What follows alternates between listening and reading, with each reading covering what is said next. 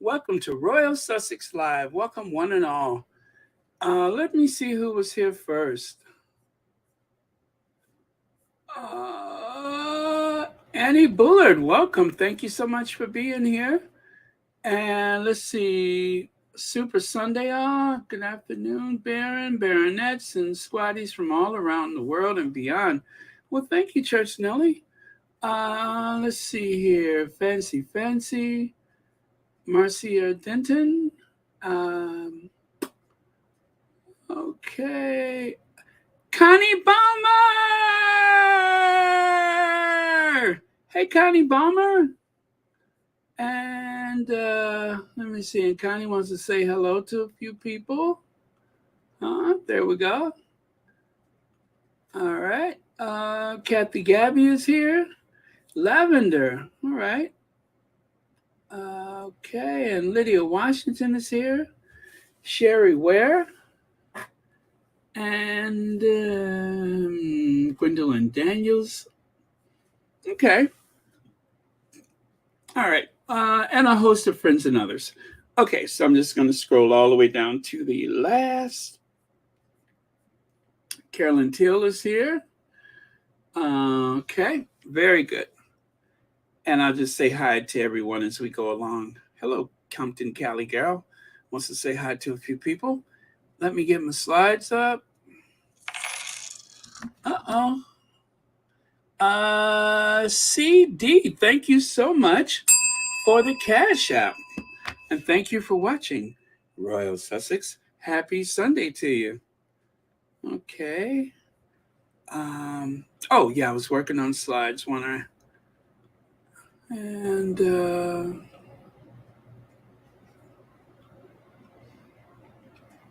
okay, VS Speaks Royally. Thank you so much for being here. All right, slides up. Coming in, incoming slides. Teresa McDougall, hello. Janine Bell. Lorna William, Judy Mussetsid, C. Mac, S. Lottie. Very cool. All right. Well, you guys, there is a, nope, that's not it. This is it. There is a bit of controversy, believe it or not, because of Doria's photo. And not that she was papped. No, you would think it was papped, but no, that is not the controversy. The controversy is whom she was photographed with. And we'll get into that. Let me see here. There's a link at the top of the chat for another Sussex friendly channel. If you guys want to take the time and check it out, that is VS Speaks Royally. She's usually the first Sussex friendly space on in the day for most people. So if that is a time frame that works out for you, or you could always watch it later. Let me see here. Okay. So, yeah. And then, of course, there is Kate, Andrew, the sick old man, and Willy. They were seen out together. And I have some thoughts about that. I could only imagine what that means. But, oh, well. Oh, what a twisted web we weave when first we practice to deceive. Okay, so let's go to the next slide and get on with it. Hello, Elaine Parker. All right, so Meghan Markle's mom, Doria Ragland, poses with Kim Kardashian and Kris Jenner at LA charity event. The Duchess of Sussex mother brushed shoulders with several stars at the This Is About Humanity 5th anniversary soiree, which she attended solo. They're assuming she was solo, but either way, so Doria was there. And okay, so I'm just going to start with the Kardashian thing. I don't have a strong opinion about the Kardashians either way. And I've heard everything from cultural appropriation, that they had sticky fingers with somebody, and I mean, all kind of stuff. And I just don't care enough about them to care about any of that. And the fact that Doria took a photo with them, I am unbothered by that. I don't know why it's such a fuss, but I shouldn't say that because I do understand why people have their reservations about the situation of having Megan's mother uh, in the photograph, and then Kim is like not Kim, but wait, which one is Kim? Yeah, Kim is. She has a black on, so Kim is hanging on her arm for dear life, smiling, and it's what just a split second for them to flash the photo. And obviously, there was a good laugh about something, I imagine, and snap. So it looks like Kim is being very clingy and needy when it could have just been a good laugh among friends. And I'm assuming they are friends. Doria is a grown woman and she knows Hollywood. She's been around Hollywood for a long time as a makeup artist. The entertainment community is like a small town. Everybody knows everybody's business.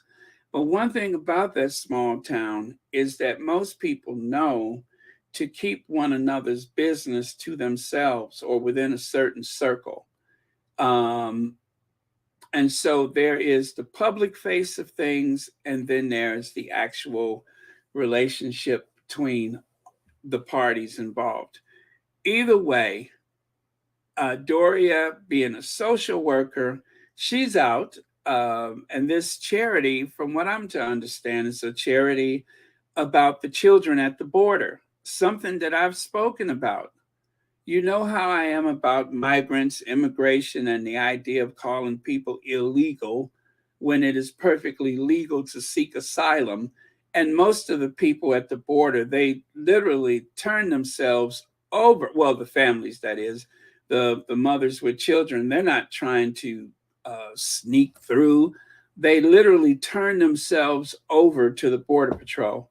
And so, as a way of punishing them, um, the Trump administration decided, well, let's separate them from their children. And once the word gets back that they have never seen or heard from their children again, even though the children usually have an address pinned to their clothing or whatever, they would do that as a way to punish the parents. And there have been kids that have literally been discarded at the border.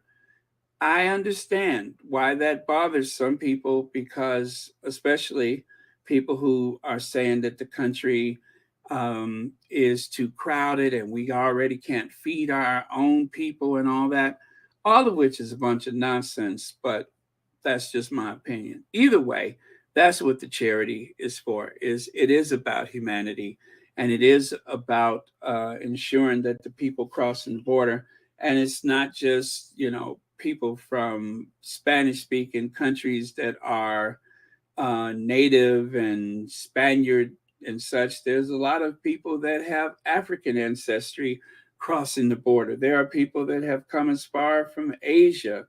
There's people from Cuba. There's people from somewhere everywhere crossing the border. Um, people are fleeing from bad situations, climate change. Look at how the world has been on fire for the past 2 years. So yeah, people are choosing to flee, to go and find work and feed their families and send money back home. People are choosing that. Fortunately, I don't have to make that choice, but if I did, I would hope there was some humanity on the other side of the border. Well, anyway, that seems like something Doria would be very much inclined to support, is helping these families, helping these children. After all, she is a social worker. She's a mom, and she has been active in charity. And humanity for quite some time. So it's just the perfect fit for her to be at this party. Her daughter is the most influential woman in the world. Her son in law is the most influential man in the world. They're a power couple. And so she was invited and she showed up. Now, there were the likes of Jeff Bezos there, um, Eva Longoria, even Henry Winkler. The Fonz was there, and the Kardashians were there. Now, the whole thing about the Kardashians, take your pick. There's all sorts of reasons why people don't like the Kardashians. I don't have a strong feeling about them either way. All I know is Kim, uh, Kris Jenner, that is. Kris is absolutely brilliant. She had a strategy for her family, and they have come up because of that. And yeah, and they seem to all have a quite a bit of affection for black men. Well, that's concerned. They're in good company. I mean, look at the future king of England, the next sovereign to sit on the throne of the United Kingdom. He seems to have quite a bit of affection for black men. As a matter of fact, he once slept rough with a black man. So I certainly don't think we should hold that against them. Okay, so let's see here. Leg says, I understand people have things about the Kardashian, but I couldn't care. They work for their money. I think the Royal Rota are really angry because they can't get anyone else of note to show up. That's the issue. Thank you so much for that, Legs. And like I said, I I was listening to the spaces, and there were people that had every range of emotion and opinion about the Kardashians, but I don't know them personally. And as far as the appropriation is concerned, that is such a gray area, and people make it so black and white. But I remember the time I dyed my hair blonde just for fun. I said, I'm going blonde. And it was at the time when a lot of people, a lot of guys were going with the blonde hair. I had fun with it, and it was over with. Um, and yet I see all of these black blondes every place I go. And, you know, if you're going to do that, then we might as well go to who's really black and who's not. Who is this and who's that? I just don't want to be the police for conversations, for skin tone, for all of those things. Yeah, there's a difference between appropriation and actually mocking and making fun of people. That is an issue. But, well, now Kim has black children, right? So and that even makes it worse, because then people are going to say, well, she's only doing that because she's got black children. But the black culture in the United States dominates music, and so many other industries, fashion, even automobiles. Cars have become flashier because of black people. The culture is dominant. And so before someone goes and buy a Chrysler 300, because they like all the chrome, and that was designed by a black man. So, all I'm saying is you're entitled to your opinions, but nobody is entitled to the absolute truth. And if you're going to police every nuance of someone's existence, just make sure that that person that you're looking at in the mirror doesn't have extensions down to their behind, or doesn't have blonde hair or whatever. Make sure you're equally as critical of that person too. So that is not a defense of the Kardashians. I promise you, I don't know enough about them. I didn't watch their show. I don't keep up with what they do. I just know that they're uber rich now, and they are a force in advertising and Hollywood's, leading reality family and such. And Doria took a photo with them. So, what does that mean about Doria? That means she was at a charity event. That's what it means. And it seemed like I saw like a couple of videos from the event. It seemed like it was a pretty chill crowd, and I would hate for Doria or Megan or Harry to go anywhere and duck and dive because of the people that are there. Oh, I can't take a picture with that person. Well, if that's the case, then either you shouldn't have shown up in the first place or you should turn around and just leave. Otherwise, enjoy the party like everybody else and don't worry about what people are going to say. I'm so glad that Doria is out doing things, especially after the thing with New York. I was worried that she wouldn't want to go anywhere or do anything, but there she is. And I hope the same for the Sussexes, that they will go out and they will do more and be seen more and enjoy their lives without fear of the paparazzi and such. Yeah, I don't want them to just go blindly into a car chase or something like that. But at a certain point, um, do we really want people to be a prisoner in their homes? So there's so many things that has been said about the photos, but I'm gonna say again, thank you, Lex, for your comment, and I'm gonna continue. I'll take a look at some of your comments as I go along. Let me go to the next photo. And of course, oh, success. Oh, they finally got something to sink their teeth into, the Daily Mail. Megan's Kardashian connection. Dun, dun, dun. Yes, the Megan Kardashian connection. Oh, the humanity. What could it possibly be about? Well, I'm afraid we'll find out very soon, won't we? And you know what? It's probably about nothing, but I could not imagine being invited to a party and Jeff Bezos is there, and was that his party? Especially if it's his party, I could imagine myself not going. Um, yeah, I would probably go. Yeah, I would go. All right, so let me see. Donna Black says it's a charity that Doria cares for, and she was probably representing Prince Harry and Meghan because they have been a part of that charity. Okay, that's a possibility. Or otherwise, she just thought, oh, I'll just go to the party. I know a lot of those people there. And as a makeup artist in the past, perhaps she's had a closer connection to some of these people that we know absolutely nothing about.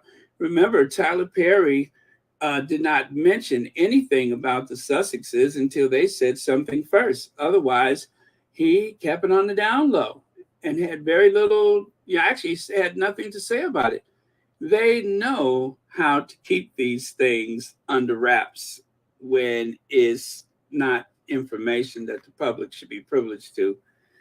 Carolyn Till says, as long as it's not a bad thing, but the way Tisa has put it doesn't sound good, but I do not know as I do not watch any of them. I'm assuming you mean Tisa Tells. Well, I mean, she's entitled to her opinion about it. I just, I can only say that is for the time being, it's just a picture. It is just a picture. And we don't know what the strategy or what the rollout for the future projects of the Sussexes are. And I said it yesterday. I'm going to say it again right now. I hope and I pray that Megan is able to monetize some of this um, billion-dollar industry that surrounds her likeness, her existence. People are able to say the most despicable things several times a day and elicit so much hate and hostility toward her. and she doesn't get anything from it. And not to say that she would want anything from it, but the point is, they're the ones that are getting over, and she's getting absolutely nothing from it. So I hope that the rumors about her future endeavors, I hope that something of that nature is going to happen. I I can only suppose that the Sussexes are not going to do anything that is outside of what's normal or what's already been a precedent as far as the royal family is concerned. The Queen had products in her name via her estates. Charles has had products in his name via his estates. And also, you have the very tepid approval of Sarah, the Duchess of York, being able to sell things. You got Peter Phillips guzzling milk from China, and so on and so on. So there have been precedents that have been set. Willy took $1 million+ from a tabloid, right? They used his likeness. They humiliated him. He took the money and then tried to discourage Harry from not trying to profit from, but just from getting it on the record. Harry wasn't interested in the money. He just wanted to make a case because he was the injured party by their articles. William, he just took the money and there was nothing else said about it. Let me see. They separated the children and put them to work in dangerous jobs where some is, what jobs are those? What children? I don't know what that is. Oh, you're talking about from the border. Okay. Well, I don't have information about what happened to them, except they seem to have disappeared off the radar. But yeah, so I can't really validate that. I haven't heard anything. Compton Caligal says Kim Mama is the one who took those pictures at at Ellen DeGeneres' recommitment wedding of the Sussexes and released them to Page Six and TMZ, allegedly, who are associated with associated Doria to those. Okay, I haven't heard that either, Compton Caligal, but. And yet there they are photographed together if that is the case. So I'm not sure what that means. Let me see. And Mary H says, but I can see people concerned about the vipers called the Kardashians, a bunch of grifters. Take precaution. Again, Doria is a grown woman who has been around Hollywood for a long time. I'm sure she knows exactly what's going on. And I don't know how these photos hurt them. It is ammunition for the tabloids, but this is the United States of America, and celebrity is king. Celebrity is king, and there's only a few offenses that you can commit as a celebrity that would get you ostracized from society. And taking a picture with the Kardashians, I don't think is one of them.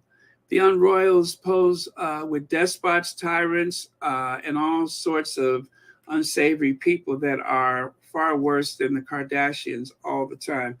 Hazel Jones, you've been reading my mind again. How many dictators has the Queen broken bread with? Did the Queen not break bread with Vladimir Putin? There's a lot of people, and I do mean a lot of people, that the Queen, Elizabeth II, has legitimized because of a state dinner or because of a tea or whatever it is. She has given legitimacy to some of the worst of the worst, and nobody has a second thought about it. She was doing her duty as a sovereign, as a head of state. Yeah, and there was not any fuss about it. And of course, look at all of the gifts that, I mean, some of the gifts that the queen received may as well have been soaked in blood, riddled with weapons or whatever. And she cheerfully accepted them. And then when they come back, she'll invite them to look at the gifts that they gave her, and then she'll give a speech and say, "I often think fondly of the time that Philip and I," every speech is a fond memory of when we first went to so and so, and nobody has anything to say about it. But Doria takes a picture with the Kardashians, and it seems as though the bottom has fallen out of things. I don't get it. I really don't get it. I have nothing against the Kardashians. I promise you, I don't know enough about them. And I think that the appropriation argument against them, I tell you, we all have to look in the mirror. We all have to look in the mirror before we start yelling appropriation, because I get the fact that the European culture seems to dominate the power part of society, and the cultural part seems to be dominated by Black people. And that's the way it's been in the United States for a long time. They want to do our dances, play our music, and all kind of things. And yet, with Michael Jordan, who was pretty apolitical, he did not have an opinion. He said, "Well, they buy shoes too," and that was that. Now, I'm one of those people. I'd be like, "Hey, Michael Jordan, you could have done more for Black people," but there's a lot of people that do things that you don't hear about, don't know about, and they don't want you to know about it. He was a good basketball player. That's all I remember about him. Thank you so much for your comment, Hazel. All right, let me move on. And then there is a solo image of our Doria looking. Oh, by the way, and I have some information about that outfit. Let me see. Satonia Smith. They tried to. Oh, that was for someone else. Let me continue then. Black Queen. Uh-oh. Oh, that's it, Black Queen. I thought you were gonna really lay into somebody. He or she who is without sin, please let them cast the first stone. Exactly. Thank you, Black Queen. When it's one of these topics, sometimes I get nervous, but that was pretty innocuous. Thank you so much. But yeah, I'm not. Well, when I first saw the photos, I did not have any like instant reaction to it, other than the joy of seeing Doria. Also, knowing the fact that she wasn't papped, that she actually posed for the photos. So I was not. I didn't have any reaction because I saw the Kardashians, and maybe that says something about me, but I just didn't, and I don't. Man, I mean, the celebrities who have adopted Black children, I could only think about some of the hardships that some children have gone through, and even my own. And I'm just like, oh God, please don't let a wealthy, successful, prosperous white person have taken me from an orphanage. Please don't ever let that have happened to me. You know, and not just because of the money, but just because. So you just don't know what's in people's hearts, is what I'm saying. Do we really know what's in a person's heart? And we all listened to Meghan's interview with Paris Hilton. I went into that with a certain opinion. And then on the other side of it, I felt better about Paris Hilton. Now people say, oh, well, she used the N-word that time, and so on and so forth. And you guys know how I am about Joseph Robinette Biden. The biggest thing is he's not Trump. The other thing is I think he's a good person. The fact that people have made mistakes in the past, the fact that people have allowed greed to cloud their judgment and such, are you really going to eliminate them forever when there's always someone out there who's been so much worse? and deliberately so, not the mistakes of youthful indiscretion, but just a malicious person. I have done some things that I couldn't possibly say I could defend them in good conscience. I mean, I have made my share of mistakes. I have identified with the wrong people at the wrong time, and thank God I've woken up from it, and I've seen the light. And I have to say I was wrong about that person. And then there's some people I'm still right about those people. At least I want to believe I am. But um, let someone else cast the first stone if your hands are not completely clean. Noreen Bengali, 10 months membership. Thank you so much for that. And thank you so much for watching Royal Sussex. And Elaine Parker, thank you for the super sticker. And thank you for being a moderator and also being a member. How cool. Thank you so much. Okay, so Tanya, you're up. Doria being I'm sorry, Doria being being there. Okay, being there is great. She looks beautiful. It's not appropriation. It's what they have done to Black women and young girls. Loving Black men, great.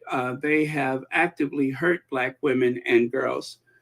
Um, you'd have to explain that part to me. I don't doubt that what you say is true. I'm not aware of it.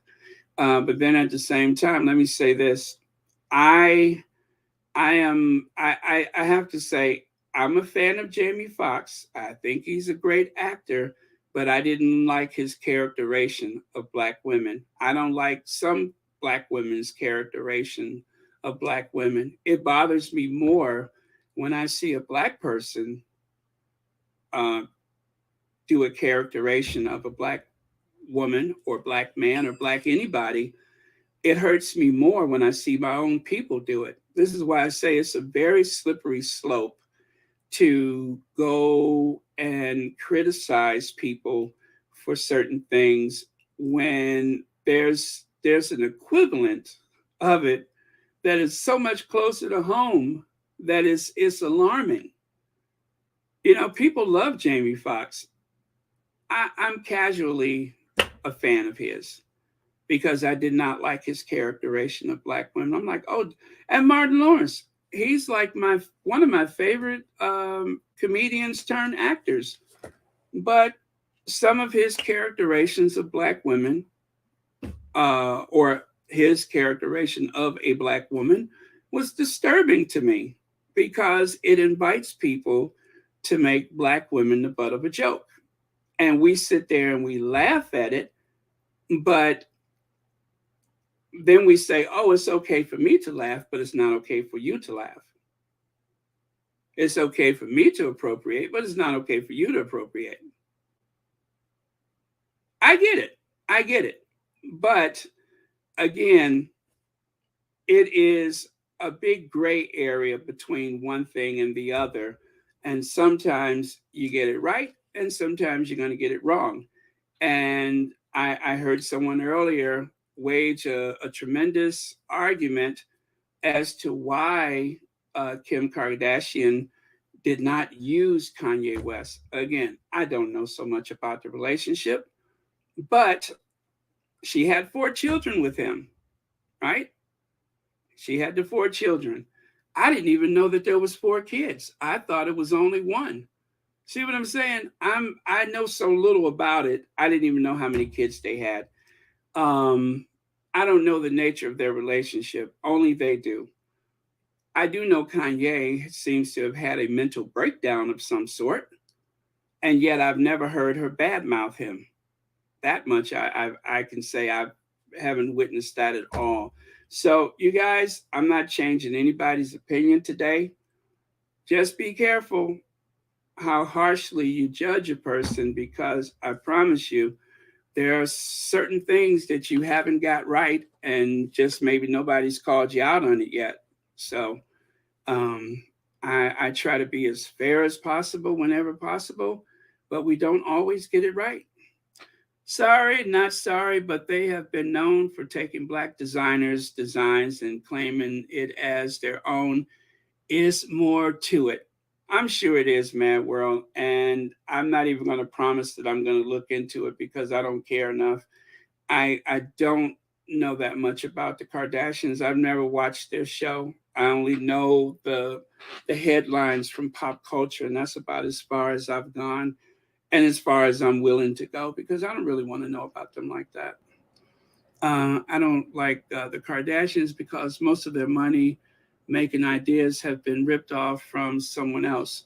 Yeah, and the same goes for Thomas Edison. Thomas Edison even ripped off a black man if history is any indication of what happens. So um, yeah, we all can have that story about someone who ripped off someone. Let me see. Baron, I bet you did. They say blonde. You know what? My hair was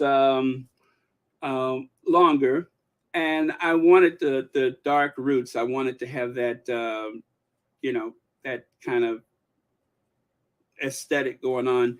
And then when it was over with, I cut it all off, and that was that. But I had fun with it.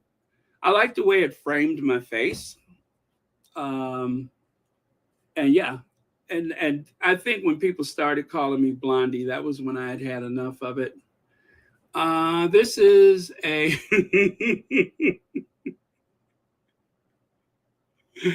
uh-huh. Mm-hmm. Okay. And everybody told him to stay away from her. Okay. Okay, I accept that. Uh, Donna Black says Tisa Tales seems to think just because Ari the agent Megan signed with is trying to get her working with Kim just because he represents Kim also, but he represents a lot of celebrities.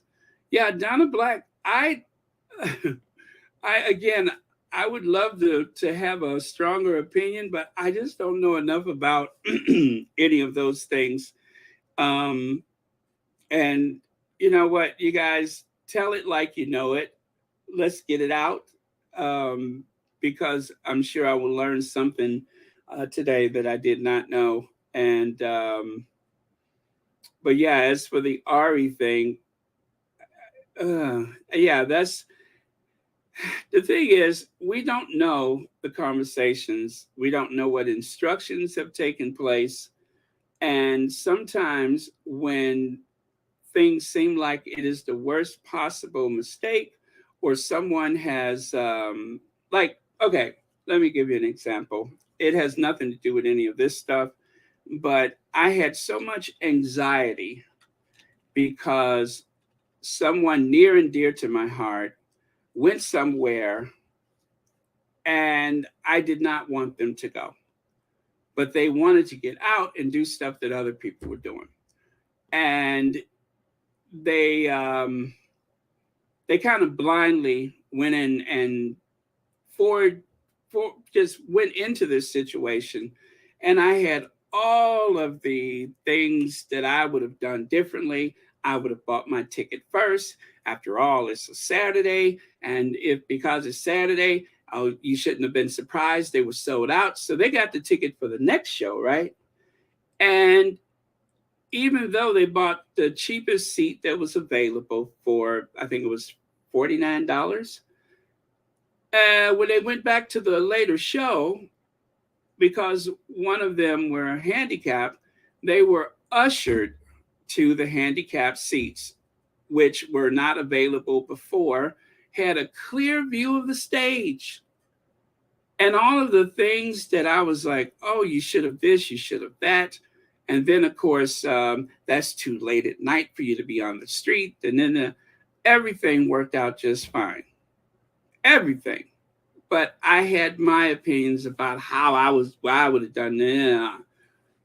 And sometimes you just have to leave room for people to make those judgments for themselves.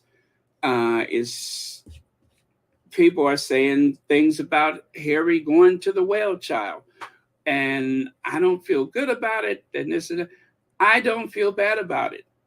I don't feel bad about it. I didn't feel bad about New York. I didn't really think anything would happen there. But here we already have the history of, you know, the threats against Harry and, of course, threats against Meghan.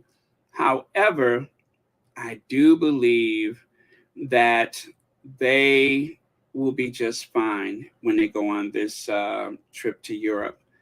And I just think that we have to let grown people be in the spaces, do the things that they need to do, and just trust their judgment. You have to trust their judgment. Trust Doria's judgment in these situations. Um, she's been around Hollywood for a long time, and when it all boils down to it, as far as we know, it may just be a photo, or two, or three, or maybe people, including the Kardashians, maybe the Kardashians know of the struggle that the Sussexes and Doria have gone through, and maybe there was something that just gravitated them toward her. Maybe everybody there felt as though she needed to be upheld and supported and celebrated. And of course, there were photos taken at this charity function.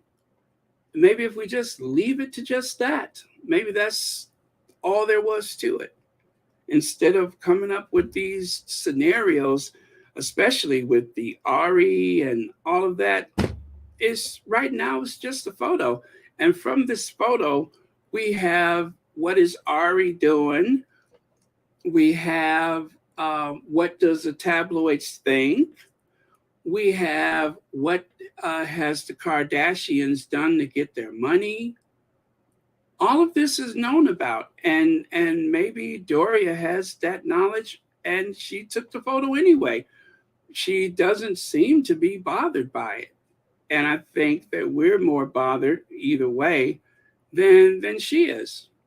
So she's a grown woman, and you either support the decisions that she makes for herself and for her families, or for her family, or you don't. Church Nelly, a member for 24 months. Wow, Church Nelly, that's 2 years, isn't it? Wow.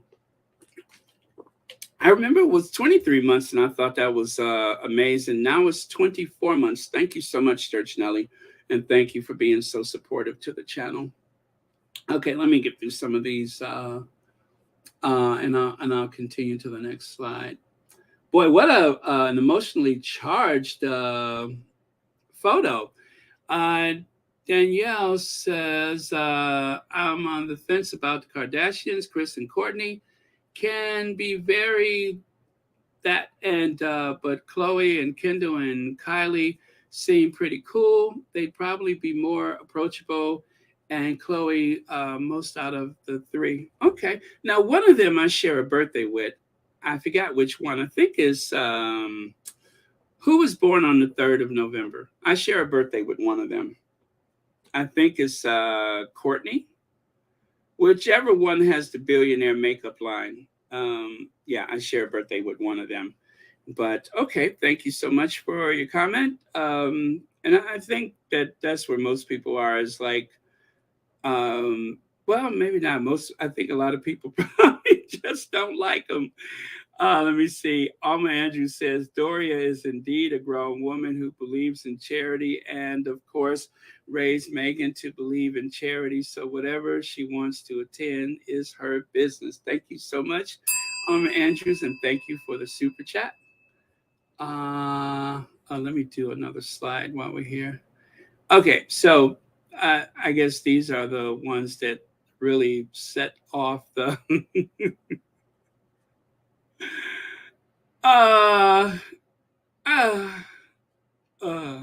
yeah, that's all I say.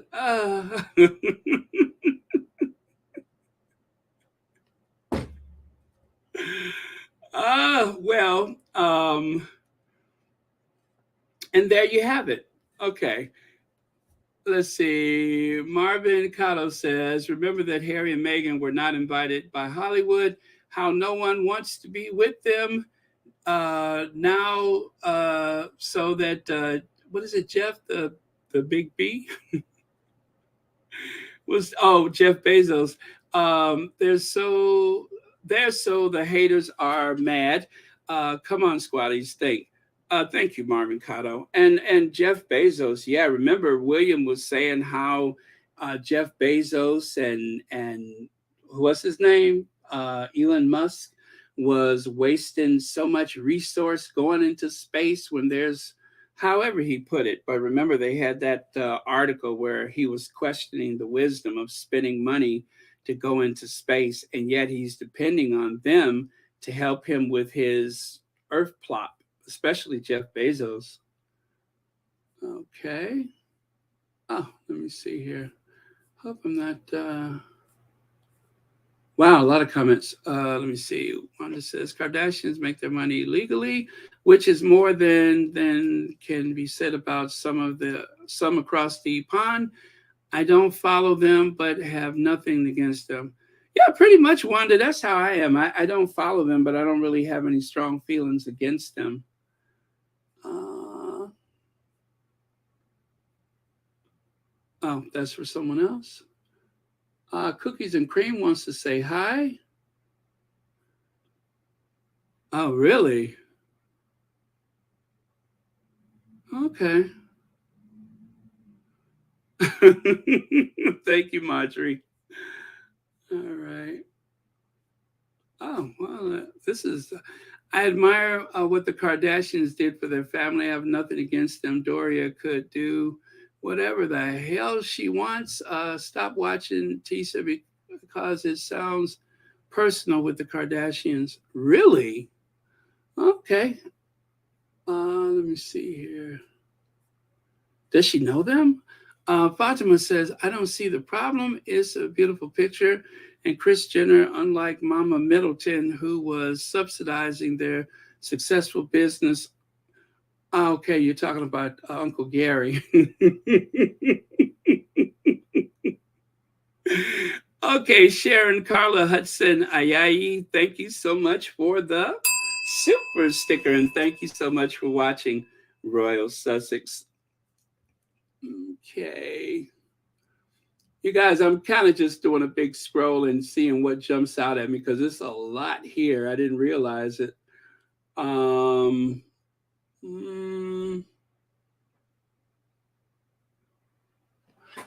oh, really? Now that's something interesting. Allegedly, all of the Kardashians' business goes through the same Rupert Murdoch company, TMZ, Page Six, and Daily Mail. Okay, I've never heard that before, but we'll just put an allegedly on there. Doria being at a charity event and took many pictures, Instagram, including the Kardashian, does not mean Meghan and Harry will be working with them. The Sussexes are in production. Oh, you know what, Marjorie? You know what? You just made me think of something too. Okay, you just said something.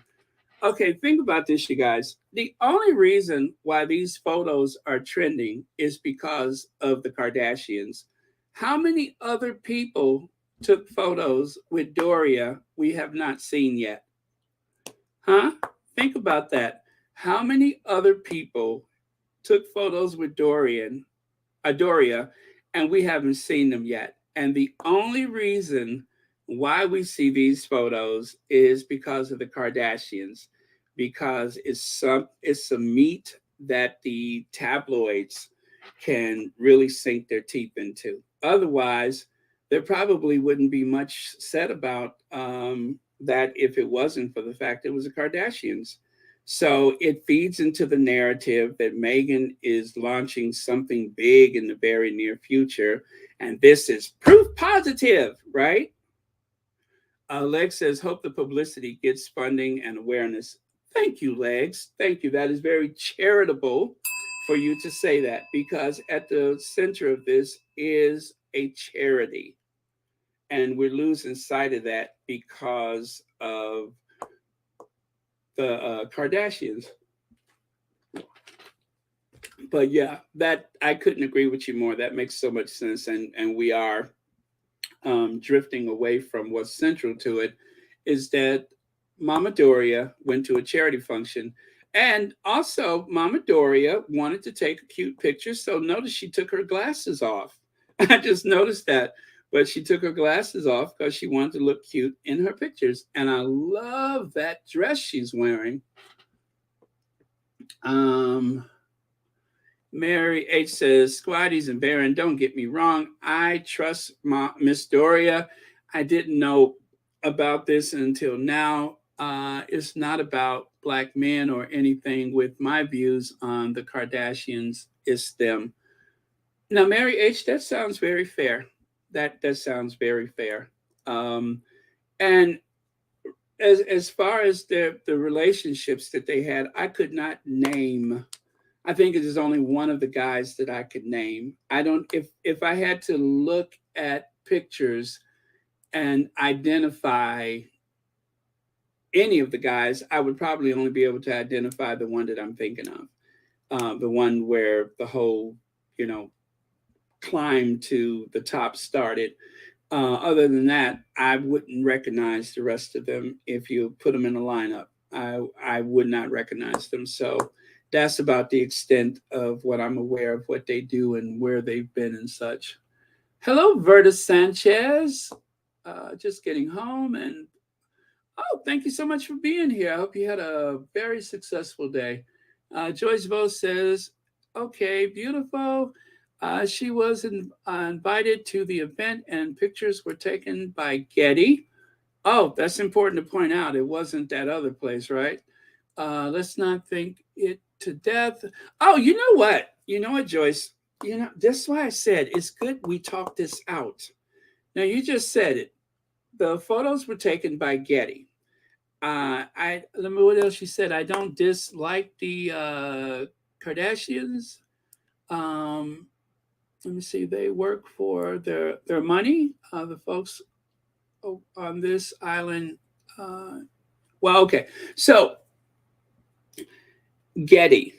So Getty would have just been taking random photos, grouping people together at the event, and likely they were invited. So you said Getty. Getty does sell photos, and anyone can go and view the photos that are available for sale. So if you just have the time and you want to um, dig deeper into that, then you can see whether or not there's other photos that involve, a wider range of people at the party because it would be in the Getty photo collections, possibly. So who knows? But that makes a lot of sense, and thanks for pointing out that these were Getty photos and not someone using their iPhone or something like that. So yeah, it's not like Kim or I can never remember the mom's name, but it's not like they passed the phone and said, "Here, take our picture." They were asked to take a photo by Getty, and who knows, maybe the Getty person is a part-time pap. I'm just saying, it could be the Getty person is a part-time pap. I am open to a full range of possibilities as to why this happened. Not that it bothers me so much, but it could be the same person who works for Getty could also be a pap. I'm just saying. Okay, let me go because there's a bunch of comments here, so I want to keep going through since it's such an emotional issue. Let me see. The biggest knocks that Biden got over his career were the Anita Hill. Well, don't forget the 1994 crime bill. He took a big hit for that. Um, and then, of course, there's all the viral videos of things that he probably did not say or was misrepresented on the internet where they took it out of context. There's a lot of that too. So yeah, there's a whole lot of stuff. And anyway, he's not Trump. Thank you for your comment. Let me see. Lottie says, whatever have the Kardashians ever done to anyone? They work for their money. The only thing I know about them is that they all like black men. So, and like I said, if that is any precursor to the way we look at someone, just think of the future king.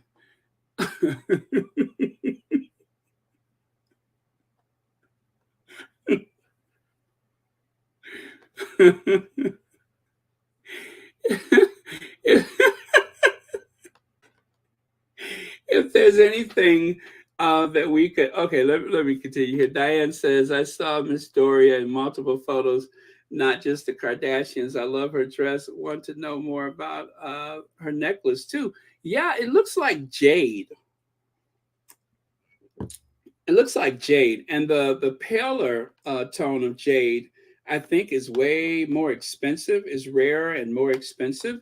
But to me, it looks like jade. It looks like a very pale jade. But yeah, I haven't. Well, you know what? I do have a slide with that, and maybe if there's something there about the necklace. Okay. Mm, Rochelle Boudreau, haven't heard from you for a while. Why are we justifying anything that's connected to the Kardashians? I don't give that family any of my time. And Doria is a grown woman. Can do as she please. Yeah, thank you, Rochelle Boudreau. I think that's well, as far as Doria's, photo and being at the party and stuff like that. That's that. And they were together. Well, not I wouldn't say they were together, but they were at the recommitment ceremony for Ellen DeGeneres. So we just don't know what the connection may or may not be. Um, how could we possibly know? We don't know how long ago they met or any of that stuff. I hope we never find out. It's better if it's just ambiguous rather than a certainty because it really just does not matter that much. Um, as much as I dislike some public officials, I doubt that I would be like a raging bull if I saw them somewhere. I would, be very cordial and respectful, depending. But I couldn't imagine myself like being that person. Let me see here. Okay. Oh, YM Droid says, don't think most are judging Doria. More very skeptical of Kardashian's intentions when it comes to her and Megan. Yeah, yeah, and I'm actually, yeah. I guess I am kind of surprised that Kim wasn't one of the people on the Archetypes. Really, I would have expected that if there was going to be anyone from reality, but then again, it's not to say that Megan even, would want to be that close to her. We just don't know. We don't know. I think that in some ways, a lot of us assume that Doria is more standoffish with people when it may actually be Megan that's a little bit more cautious of people. I think that Megan is way more conservative in the way that she conducts herself and who she hangs around than we could ever possibly know. It could be more, it could be less than Doria. Doria is a very warm person that people gravitate to. And I have known quite a few people that have been that warm person that everybody wants to be close to. And let's see, Ella Fitzgerald on the stage, she's a lion, but at a cocktail party, they say that she was very mousy, very quiet, and everybody wanted to be close to her. I've heard that story before about Ella Fitzgerald. And I can see that. I can see Ella Fitzgerald being not the same person that you see on the stage. And Doria just seems very placid, very chill, and very relaxed. And maybe that is just a very big draw for people. You never know. Um, but none of us was there, so we only have these little snapshots in time to go on, and I'm sure that they don't tell the whole story. Oh, MR, thank you so much for the super. No, actually, for the cash app. Thank you so much for that. I had to turn my ringer off, so I didn't see that one come in, but thank you so much. Okay, let me see. Thank you so much, YM Droid, for the super chat. And then I don't know who those people are. Does anybody know? I don't know who they are. Um, it seems like I've seen them before. They all seem very posh. And look at the way Doria has her leg kind of, um, well, let's see, I guess one ankle behind the other. Very, very cute. Very cute. Let me see.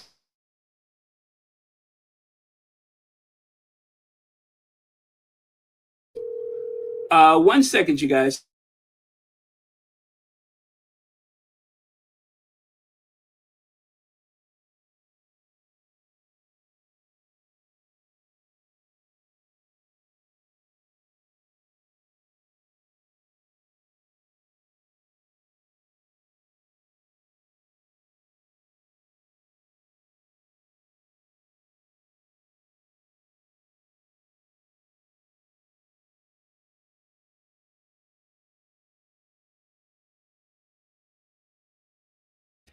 Okay.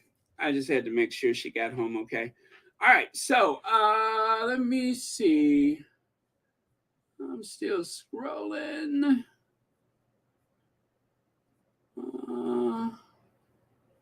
Uh, Rosalind says what they wanted was to see Megan in the shot with the Hollywood stars. They have been waiting to see them on the red carpet event. Yeah, on a red carpet event. That's true, Rosalind. There's a feeding frenzy for anything, Sussex. I just noticed earlier today that they regurgitated a story that is so old, like with Harry's hair, where they go back to um, what was that, February? Or no, I'm sorry, I think it was December. They went all the way back to December to analyze his hair. And then it was trending for 24 hours. Strange, very strange. But it just goes to show that they don't have a lot to talk about. And so, oh, let's see. Lydia says, Baron, we can focus on lovely Doria and her dress. The Kardashians are like religion and politics. Don't discuss it. Well, obviously, obviously, I have. As a matter of fact, I found out from listening to Spaces, everybody has an opinion about them, and most of it is not good. But thank you so much for your super chat. Okay.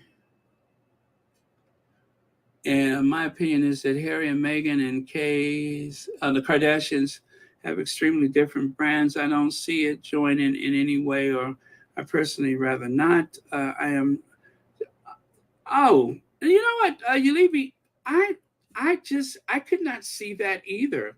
And again, is Doria at the party, not Megan, and Doria's brand, if you will, is mom, grandma, and social worker, Pilates. That's it. She doesn't have a she doesn't have a line of anything. She's not likely to write a book or anything like that. So I that's why I find it weird that it this has taken on such a life of its own. But um, yeah, I could see if it was Harry or Meghan, but it's Doria at a charity function and looking wonderful. So yeah, I don't see any brand connection. I couldn't see of it. And on top of that, the Sussexes don't need them to be successful. They don't need the Kardashians to be successful, and likewise, Kardashians, they don't need the Sussexes to be successful. So the fact that they took a photo together, I don't know how they could possibly brand a photo with Doria, because we may never ever see Megan in the same photo with them. There's a lot of people that she probably crossed paths with. We will never see them in the same photo together. I don't see that. I could not. I don't conceive of how they could have any kind of connection like that. And maybe that's what scares people, is the idea that it's going to tarnish the Sussex's brand. The only place where it's going to be made an issue that would catch most people's notice is just the tabloid media. It's just what they need to see. It gives them something to speculate about.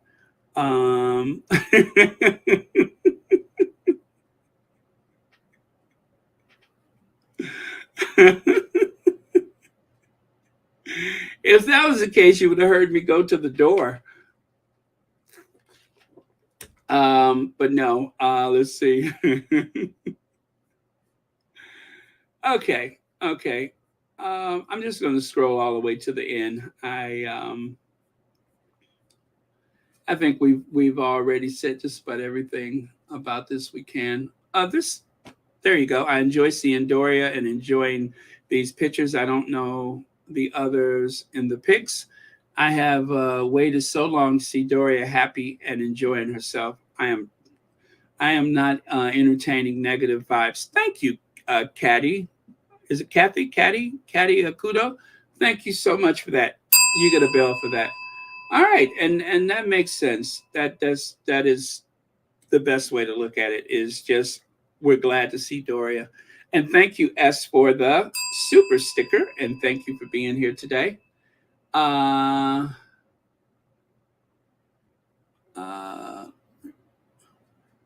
VS Rose Sussex reading one of my prior comments. Oh, did I? Which one?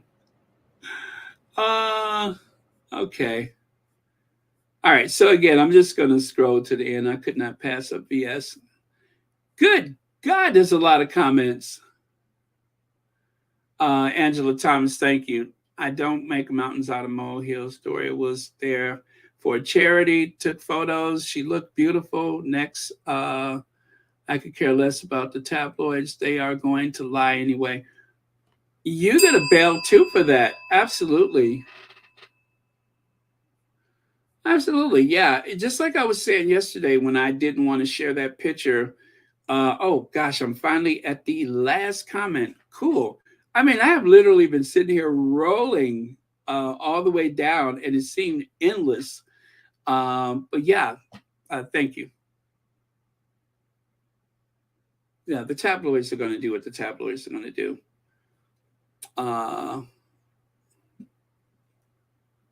Let me see. Is it I Heart Sussex World? Let's see. So, how is the weather today? Yes, how's the weather today? Exactly. Thank you. All right. And these are the last. Actually, I think I got one more after this.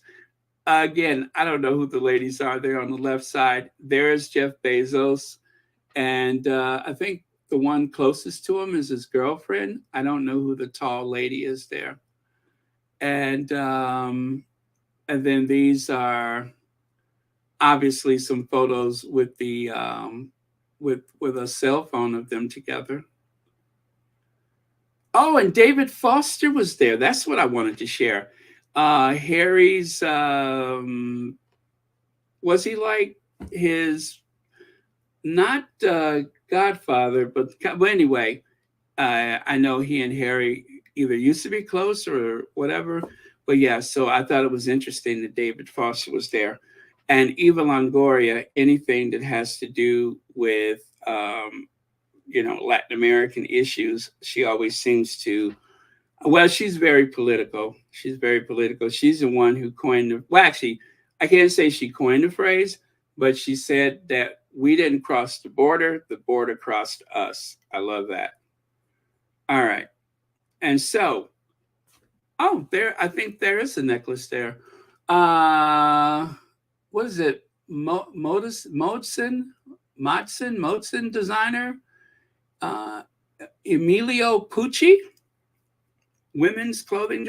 Okay, so I guess it's Emilio Pucci, and you can buy it from that Modson's. And oh, that is not. I saw those three circles. I thought that was a necklace, but apparently it's not. So it is a silk print. It is a Bortici silk print chiffon. Yeah, there you go. And it seems like it retails for like £1,000. In the US, it's $1,080. Whatever you're sporting, the Emilio Pucci Albizia print silk mini Kaftan dress on the river trip or local beach is sure to be a hit. Lightweight silk in lovely yellow color with an alluring abstract print draped from the boat neck line. Oh, boat neck line. We talked about that yesterday. Into the extra wide bodice frame by whatever. So yeah, there you go. That's it right there. So if you're looking for that, it is Emilio Pucci, and it's available at that whatever that is, Modson's. Okay, so I think we're good with that. What is alkaline water? Prince Harry go to drink to rehydrate after gym. Prince Harry was spotted sipping on a drink loved by the likes of Beyonce and Gwyneth Paltrow. In the photographs published by People, the Duke of Sussex was pictured holding onto a box of Flow alkaline water, which was described by the brand as a pure alkaline spring water rich. Say that three times fast. Spring water rich in electrolytes and minerals. While there is a limited research into the proven health benefits of alkaline water, existing studies do suggest that the higher pH in the water is said to enhance hydration, reduce inflammation, support weight loss. Oh, I got to get that. And improve the appearance of your skin, nails, and hair. Okay, so there you go. That is what Harry was drinking.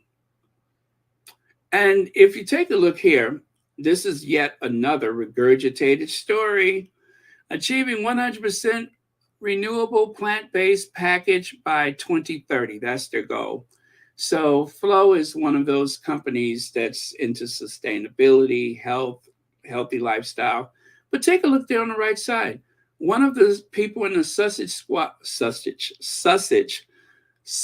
Squad Detective Agency noticed that Prince Harry was likely sipping on one at the polo match that time. You see it back there? So again, this is yet another rehash. Actually, like the hair, it was there all along. And I believe there's several other photos where Harry has a bottle of Flow and no one has picked up on it before. So what are you going to do, right? Again, with the bringing up something that's been there for a while. Oh, add to the wish list. Okay. Actually, I have added to it lately. Thank you for the recommendation. Let me see here. Yeah, they say, well, I can't say what they say about it, but there is a particular thing that starts with the letter C. I don't want to be accused of being some kind of snake oil person, but there's a particular something that starts with the letter C, and they say that it's good for that. So if you drink it at the very worst, You just have to pay for it. It's certainly not going to hurt you. But yeah, that's what some people say that it's good for that and recommend it. Yeah, Tash Mac, that is so true. The media doesn't have access. So they go to Harry's hair from January. They go to water that he's been drinking probably for a few years now at the least. And I'm trying to think, what was the other one I saw that they regurgitated a story? And I'm just like, are we back to that? Is it really that bad that we're going back to that? But obviously, things are kind of bad. Ah, the wish list. I see that. Okay. Now, as per usual, I have to say, no one is obliged to purchase anything on the wish list. However, if you want me to smile like it's Christmas Day, I will promise to put my teeth in so that I can smile that big, pretty smile. But that is the link to the wish list. And did I tell you guys that? Okay, so I received a hand vac and a flashlight. I just want you to know that if it's one thing I'm obsessed about is vacuuming up little bits of things, right? So I was so glad because my old hand vac, it just died. I repaired it one time and it just was no earthly good anymore. I was so excited to open up the box that I actually whacked my finger really good, and it is still healing. You know how when you harm yourself so bad that it looks like a little flap? It went really deep. I was trying to decide whether or not stitches were necessary, but I didn't. I went to CVS and bought a mountain of stuff, iodine and everything.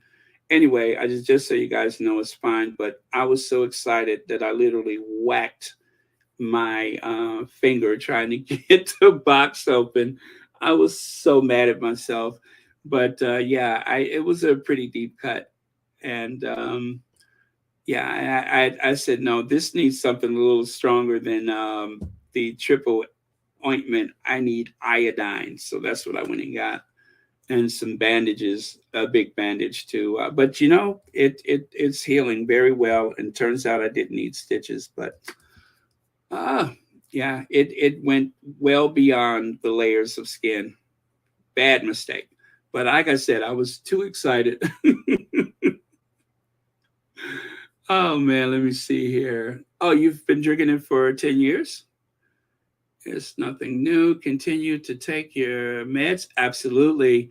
Because it's a myth. Uh-huh. That's why I said that's what people would say. But the worst thing you could do is just hydrate yourself. So, but that is, and thank you for pointing that out, that it's been that, you shouldn't do one in exchange of the other. Definitely not. Okay. And now there's another photo. I don't know where this is from. I don't know where this is from. But if you notice, Harry has absolutely no behind, and he has a box of that water. Harry ain't got his booty about as po as a chicken wing. Harry ain't got no kind of behind. But he is drinking some alkaline water there. So again, they have been just really trying to think of something, and nobody is more excited about it than Flo. Flo, if you guys are looking for something, it might be too late now, but if you play the markets, I say watch the Sussexes, okay? Watch the Sussexes. You can't go wrong, because whatever they touch seems to turn to gold. And I'm pretty sure that the sale of Flo, it was in People magazine. I'm sure the sale of Flo has got to be increasing all over the place. Like, people are going to run out of it because Harry drank Flo. All you got to do is show Harry drinking Flo and then going through that obstacle course. And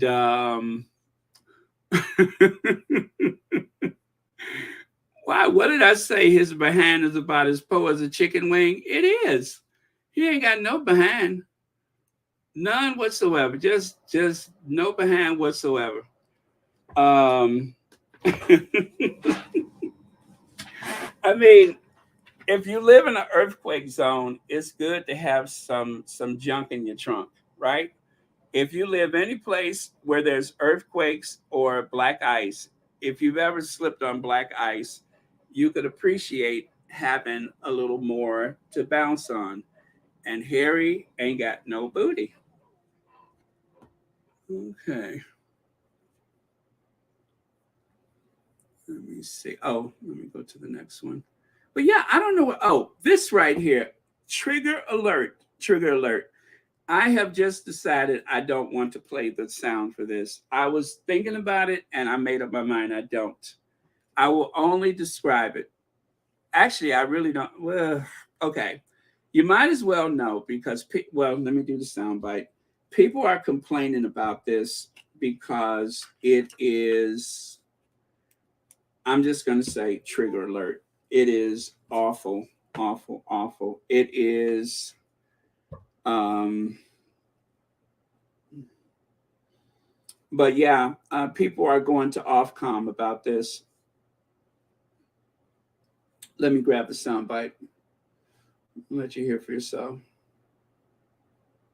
I'll play it a couple of times. What I find interesting about this was just before, I think this flew under the radar a bit for people, just before Harry and Meghan did their Netflix thing. Harry did a thing with James Corden, okay? And I'll tell you what, if you had one fake gun and one fake bullet and you lined up Harry and James Corden, I don't know which one you'd go for. But anyway, he was James Corden, lovely chap. And he was saying to him, what I find interesting about this was just before, I think this flew under the radar a bit for people, just before Harry and Meghan did their Netflix thing. Harry did a thing with James Corden, okay?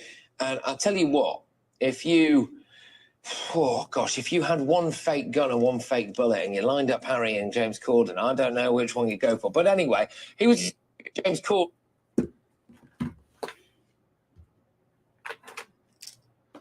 Unbelievable. Unbelievable. But he said it.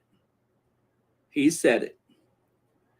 And it's bad enough that GB News pretends that they actually are a news source rather than just a bunch of opinions.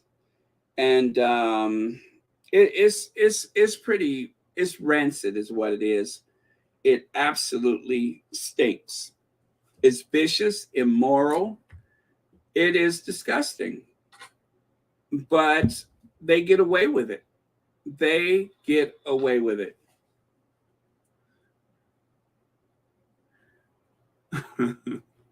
Let me see. Okay. So you like his walk, even if he doesn't have a butt. All right, Berta Sanchez. But yeah, this was reprehensible, abhorrent, and a few other words that I can think of, and they get away with it. So that's why I said trigger alert. But people need to know that it happened. People need to complain about it. He's a provocateur. Now, this is the same guy. He made a comment about India accepting money for the poor from the United Kingdom. Why should we send them money if they have enough money to put something on the dark side of the moon or something like that? He said, well, yeah, India is a tech powerhouse. There's a lot of technical people in India that work all over the world, and they also work in India, and they have had the ability to create advanced weapons. They've had the ability to send objects into space. They're doing a lot of things, and they're what, the fifth or sixth largest economy, and there's a lot of poverty there.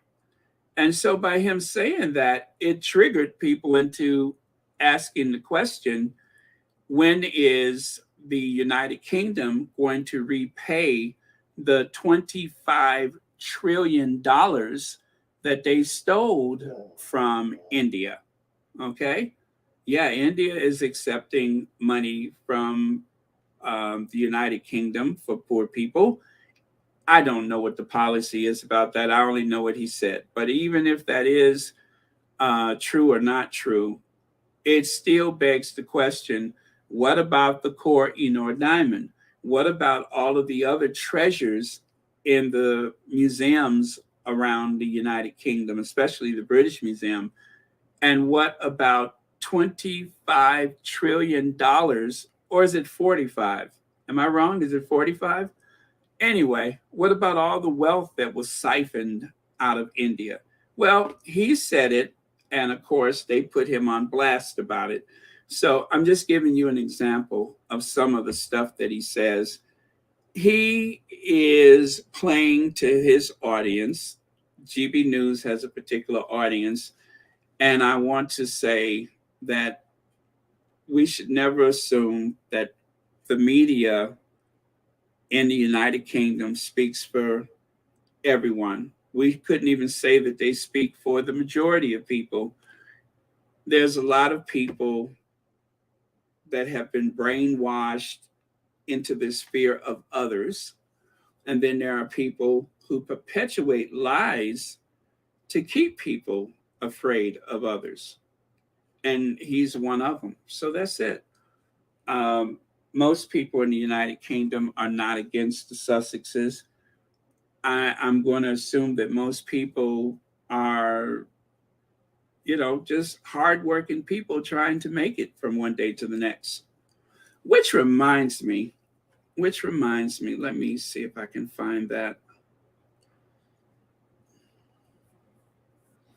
Let me see. Because, is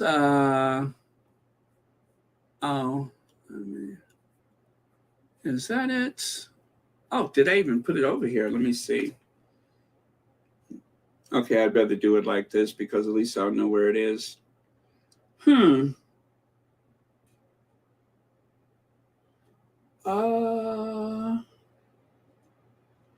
Oh, or can I? Okay, let me take a look at it first. Let me turn that off. Let me take a look at it first. This is not sure of the exact source of it, but let me see. Okay, you know what? I'll clean that up and I'll share it with you later. I just need to do a quick edit on it, but I'll share it with you later. In the meantime, let me go on to the next slide. Okay, so Prince William and Kate set for even more responsibility due to lack of working royals. Really? Prince William and Kate Middleton have been tipped to take on some extra responsibilities in the months ahead due to their unique position and the lack of active working royals. Gee, I wonder why there's not enough people to go around to take care of the workload. Could it be that the smuggest, most selfish individuals in all of the royal family could have possibly have driven away the jewel in the crown, the best asset, the most admired, the most loved, and most popular royal couple of them all? Is that the reason why there's not enough? That we asked for it and we got what we asked for, and now we got to do more work? But it gets better, you guys. It gets better. You'll love this. Let me see. You'll love this. The Prince and Princess of Wales are currently patrons for 50 charities, as well as running their own projects they are passionate about. But one expert believes the workload could be increasing for the couple in a move to boost the monarchy. Express.com UK reports, consider the source now, reports they are likely to up their workload. Now, try not to laugh. Despite being considered as two of the most hardest working royals.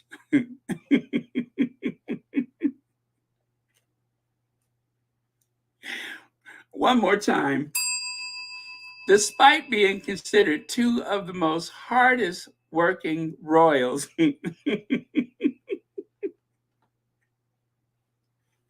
having already taken on 40 joint engagements so far this year, they have sparked questions as to whether William and Kate will have to take on more than they previously have done, particularly now that their three children are growing older.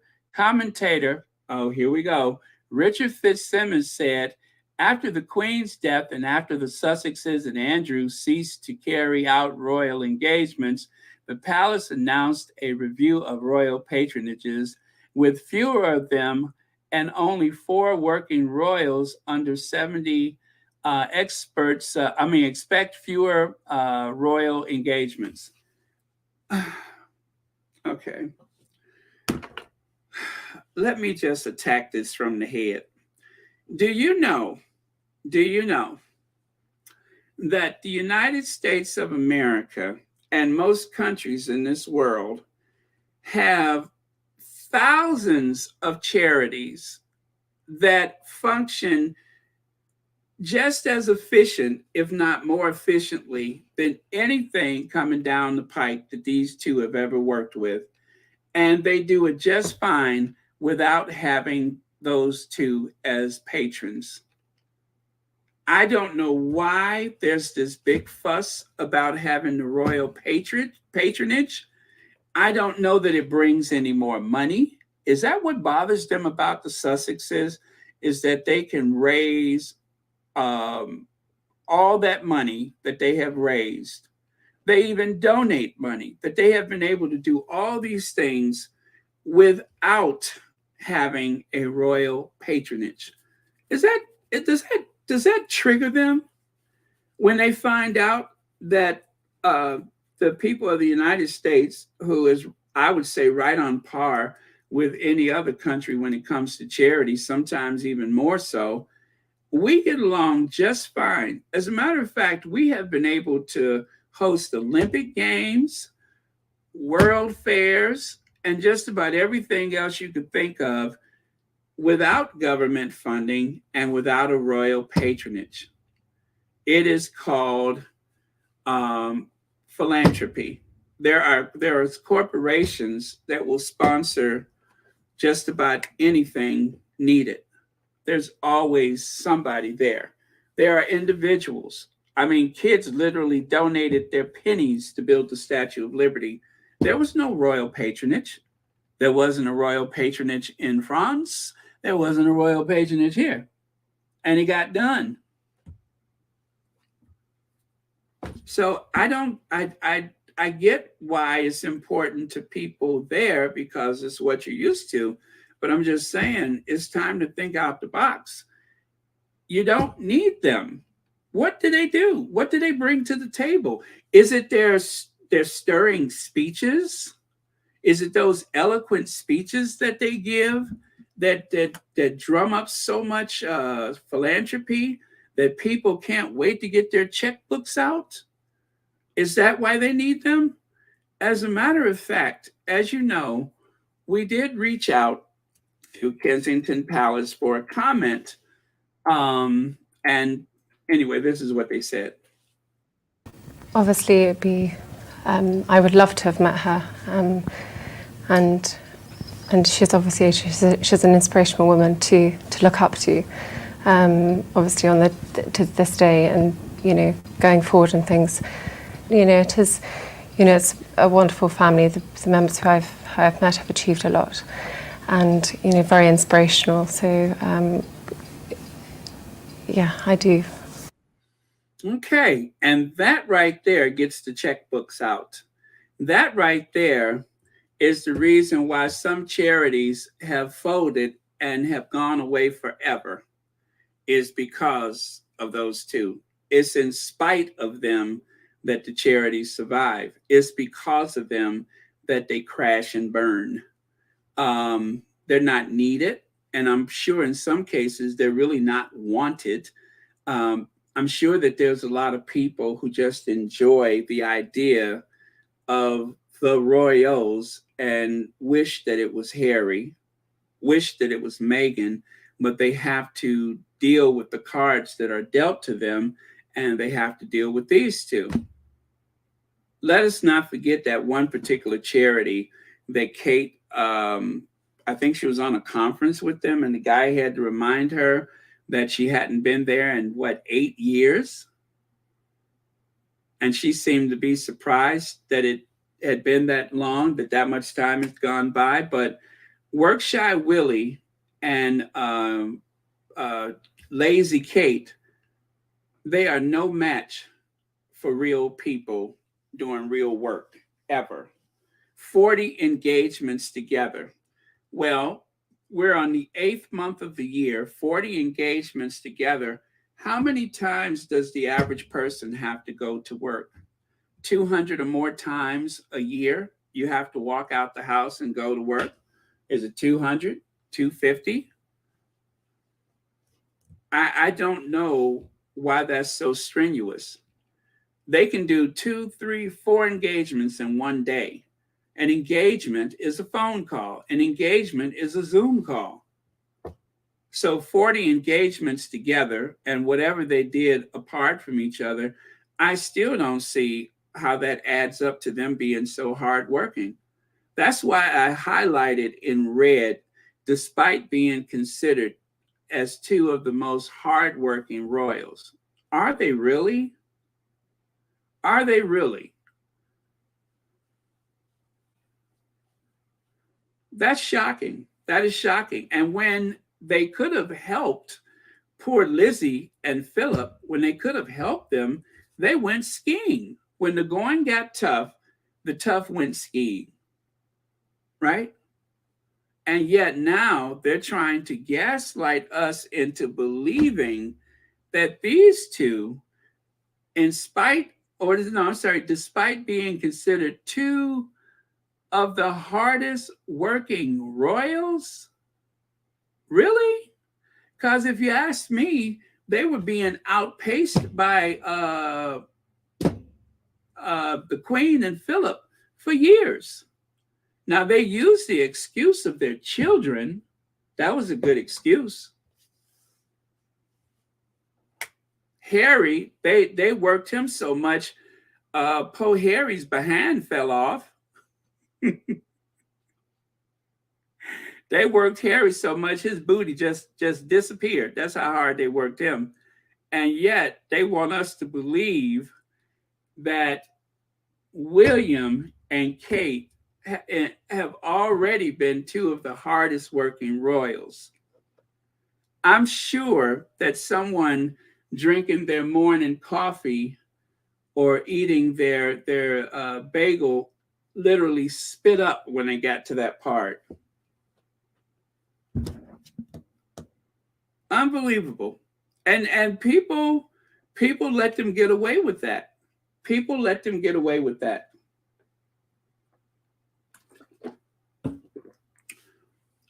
The tabloids are a source of propaganda for the royal family. That's it, and that's all. You can't believe any of that stuff because they just make up stuff. They make it up from start to finish. Is all made up. There's no universe where those two are two of the hardest working members of the royal family. Even the Duke of Kent worked harder than they did when the Queen was still alive. And now that they actually have to do some work, and I will admit, they are doing more work than they have in the past. They don't have a choice. They really don't have a choice because you ain't going to depend on Camilla to do it. Camilla didn't work before. She's not going to start working now. Why would she? She's done all of her work. she's done all she's going to do. So, you know, that's it. That's it. Stick a fork in it. She's done. She's not going to do anything that she doesn't have to do. So she's going to take a vacation to France. That she'll do. But yeah, all of that right there, that's all made up. That is all made up. Okay.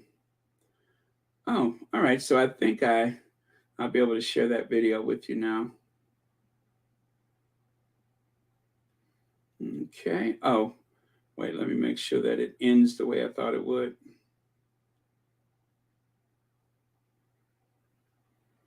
Let me adjust the ending of it. You know what a perfectionist I am. By the way, thank you guys for watching the wedding dress video. I really, really appreciate it. Okay. Okay, I gotta show you this. Now, I'm not sure. They said that this was in Wembley. They said this is in Wembley. Now, don't forget, William is supposed to end hunger, thirst, the housing crisis. He's a one-shop charitable organization, and William is going to end all of that stuff. This is supposed to be Wembley. This is a food bank at a church in Wembley, they say.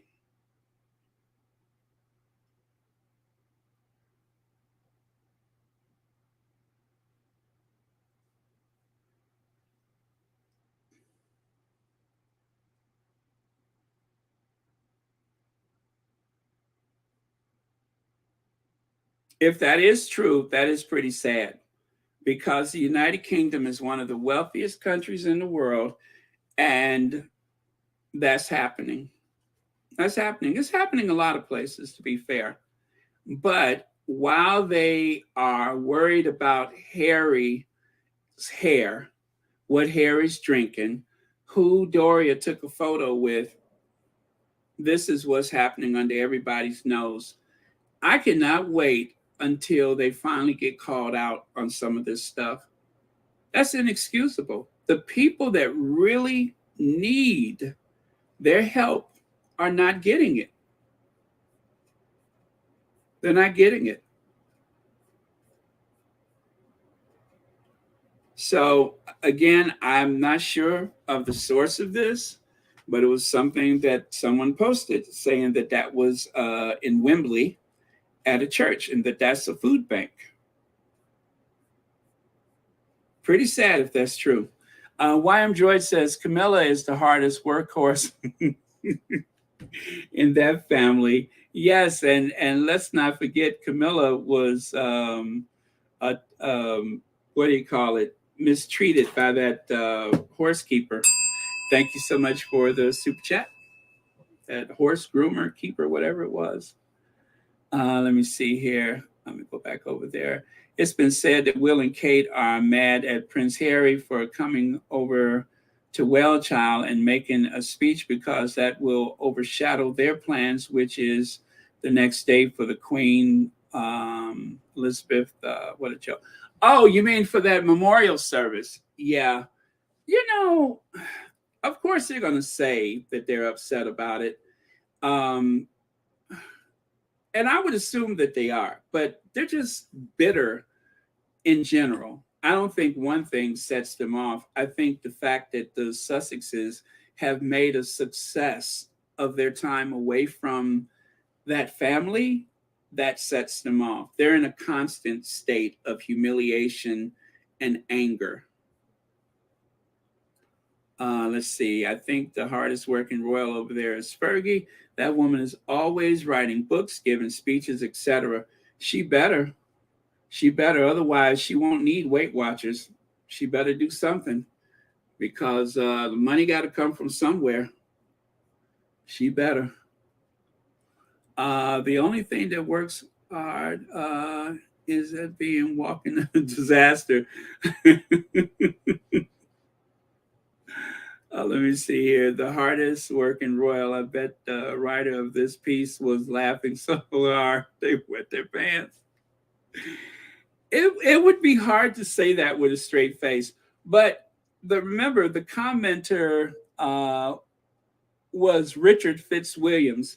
Richard Fitzwilliam, let us not forget that he had that one article that he wrote about Sophie when she went to New York, saying that she was a safe bet, a secret weapon, or something like that. But he had said some glowing comments about Sophie Wessex, and it was all a bunch of hooey. Nobody even noticed Sophie was in New York, let alone that she was there for a purpose. It was news to everyone that she was there because no one had seen her, no one was interested, and they did not send anyone from the Royal Rota to cover it. There was some photos that were posted, but that was probably one of the household staff people that went along with her or something. But it was, I still don't know why she was there. That's how pitiful it was. I don't even know why she was there. I'm sure most Americans do not even know who Sophie Wessex is. Nobody knows that the Queen actually had 4 children. They think there's only the 3. And really, I would say there's still a large portion of Americans that assume that there's only 2 children. And that's Charles and his sister, whatever her name is. That's about the size of it. You know what? I take that back because Andrew was a big deal with the whole coup Stark and all that kind of stuff. And I remember when they had the Falkland Island War, or as they say in Argentina, the Malvinas. When they had the war, Andrew, they made a big publicity thing out of Andrew going to the Malvinas Falkland Island War. That was a big deal. And do you guys know that it took 2 weeks for them to get the Navy down to the Falkland Islands? It took 2 weeks. And I think the aircraft carrier was the HMS Invincible. I remember that. I watched it on the news every night, but it took 2 weeks for them to get to the Falkland Islands. And it was a real show of force. It made Margaret Thatcher legendary, but there's nothing down in the Falklands but a bunch of sheep herders. They spent a fortune to go to the Falkland Islands to save those sheep herders. Other than that, there's really nothing there. It is so desolate and so isolated, but I guess it was the principle of it. And the only reason why Argentina bothered is because it was to raise the profile of the president at the time, was trying to get some brownie points. It was a distraction from their economy. So it was a waste of time for everyone. And one of the British ships was sank. Was it the battleship Sheffield? I think it was the Sheffield that got sunk. They hit it with a Sidewinder missile that they had bought from, I forgot where, but yeah, I remember that war. But they did lose a ship. Okay, so that's that. And then right here, you can see Prince Andrew was driven to church by Prince William and Catherine, the Princess of Wales. Andrew, the sick old man, may be on his way back into the fold. Now, this is obviously a signal. Back in the fold, Prince Andrew joins Princess Kate, William, and Charles. That's curious. Princess Kate, William, and Charles. They want to make sure that we know Kate's a princess. So Prince Andrew joins Princess Kate, Willy, and Chuck for the first summer holiday break at Balmoral since Queen's death. Well, the truth is they've been on vacation for over a month, all right? Let's not pretend like they just started their vacation. They've been vacationing for over a month. And still, they got all of September that they'll be vacationing. What's that? Sherry says, wait, didn't Wadey understand someone was going to ask her a question? Apparently not. Apparently not. Oh, you guys, I have this one video. I haven't shared it. I don't think I can share it on YouTube, but I have this one video where Kate is giving a speech, and literally the piece of paper in her hand is like, let me see, it's like this. She's trembling so much that the paper is like that. It was an ABC News covered her giving a speech one time, and for whatever reason, the person doing the video took the camera and just started slowly aiming it down at that piece of paper, and you would have thought you were looking at Don Knotts. You would have thought you were looking at Don Knotts. It was like, yeah, it was sad. It was really sad. And mind you, wasn't she over 30 years old when she married into that family? Over 30 years old, and all these years later, she's still finding her voice. She's still keening. She's still coming of her own and all that kind of stuff. She's coming into herself. She's still blossoming and flowering and all that kind of stuff, even though she's been around that family for over 20 years. This is a 20-year commitment, and this is as far as she's gotten. That is really sad. Really sad.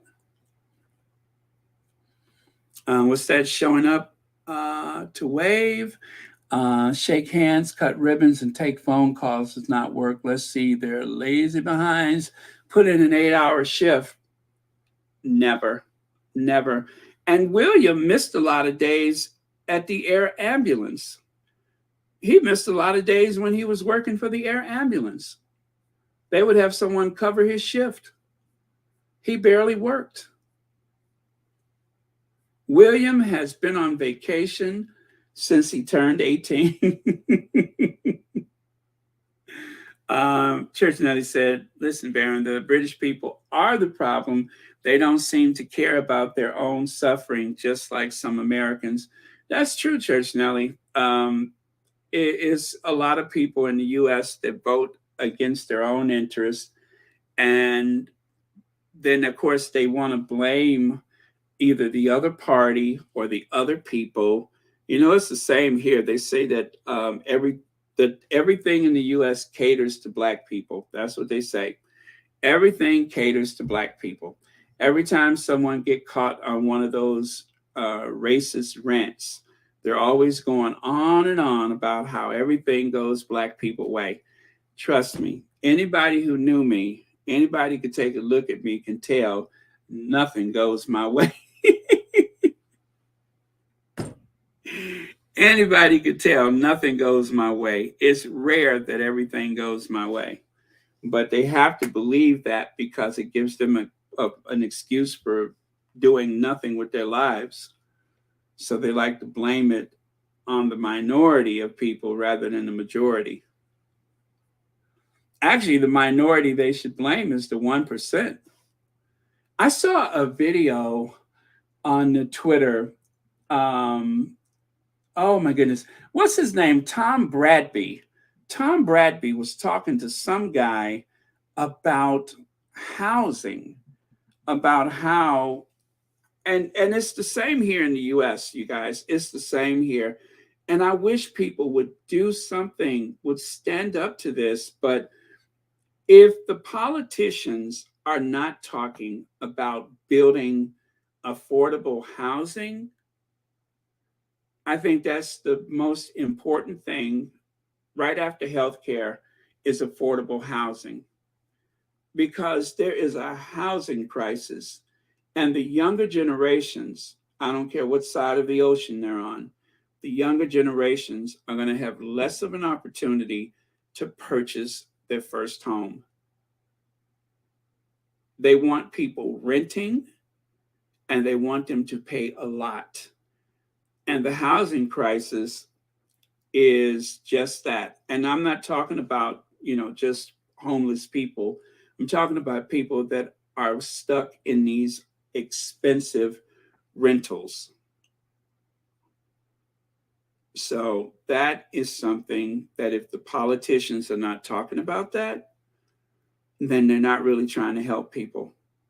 But yeah, the guy that was talking to Tom Bradby, he, I don't know. It seems as though instead of worrying about the coronation and stuff like that, they would pay more attention to the fact that people can't afford as much, but they don't.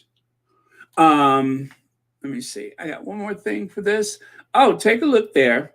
So Andrew, as per usual, is always trying to come back up. If you guys remember this was after let me see. I think it was in Scotland. And are they at the Balmoral estate or are they at Sandringham? I think they're at Balmoral. I think it's in Scotland at Balmoral. And remember, he emerged from the house with the rest of the family. What is this praying hand thing he's doing? What is that about? The praying hands. I mean, he's out there like this guy is disgusting. He really is. Look at this. Now, don't you think that's overdoing it? Don't you think that's just reaching? That is, he's almost crawling and groveling for people to like him, to accept him. Please let me back in.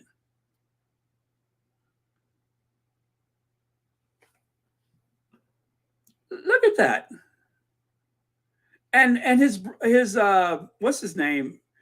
Edward almost looks embarrassed. Edward almost looks embarrassed. I think a few of them may be a little embarrassed. It's embarrassing. I couldn't believe it. I still remember when that happened. That was when he was trying to look at the flowers and his hand, it did something weird. If you know, you know. But that was when they were looking at the flowers and he did that weird thing with his hand that was everybody was like, oh my God.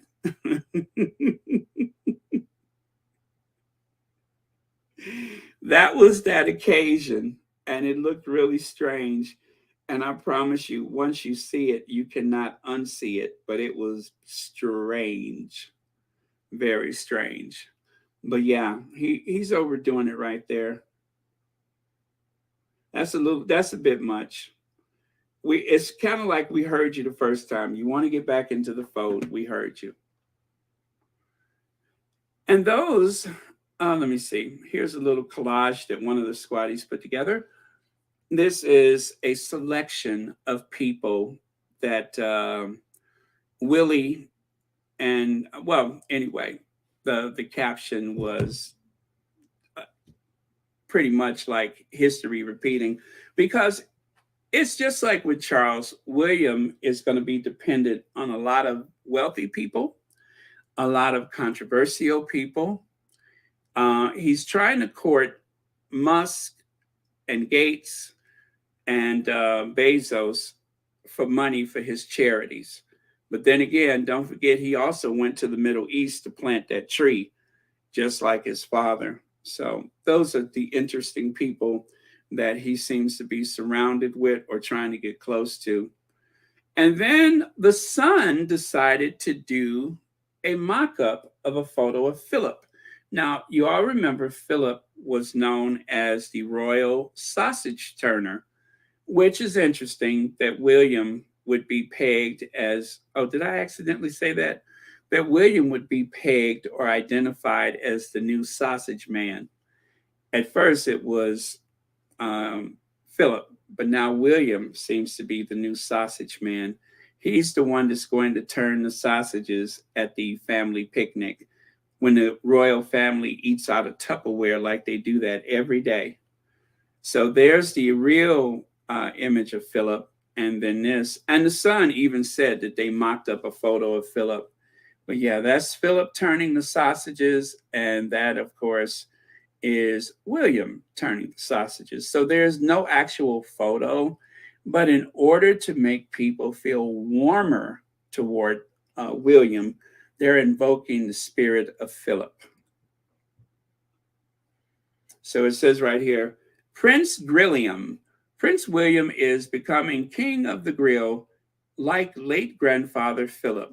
The Sun has mocked up how Wills would look as the true Burger King. That's what they said, the true Burger King. So interesting that they would take that route. But again, like, I think they're just trying to identify him, try to tie him into a sense of duty and family.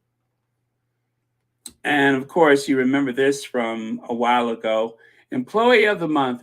Even though he has pledged to solve the Middle East crisis, the war in Ukraine, support the LGBTQ plus community, saving outdoor spaces, saving all Africans, fixing Brexit, saving the Amazon rainforest, solving global warming, stopping all the wars and creating peace on earth. Peggy somehow always manages to show up for work 2 days per month. His dedication to shaking hands, smiling, and taking pictures with customers is unsurpassed. This is why we proudly crown him Employee of the Month. And of course, don't forget the store manager, Sleazy Dan, store manager. I think this was Cloud Nugget that made this. I think that was Cloud Nugget. But William, it looks very convincing. It really does look like William's in that uniform. Yeah, but I love that one. How appropriate, how apropos. Long before I had money, I had God. Barely a month from now, I will be 54 years alive on this earth.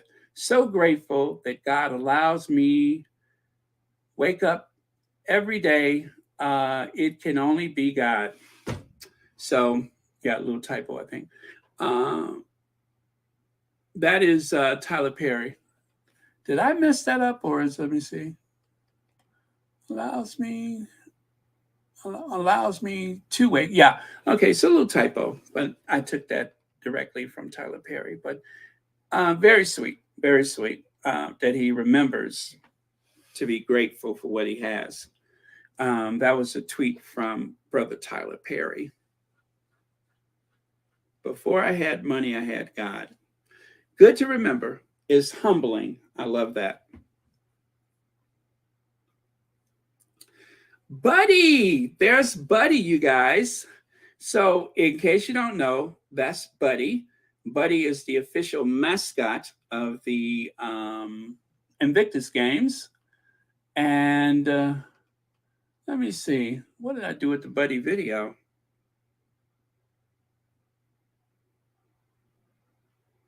Yeah, that's the Buddy video.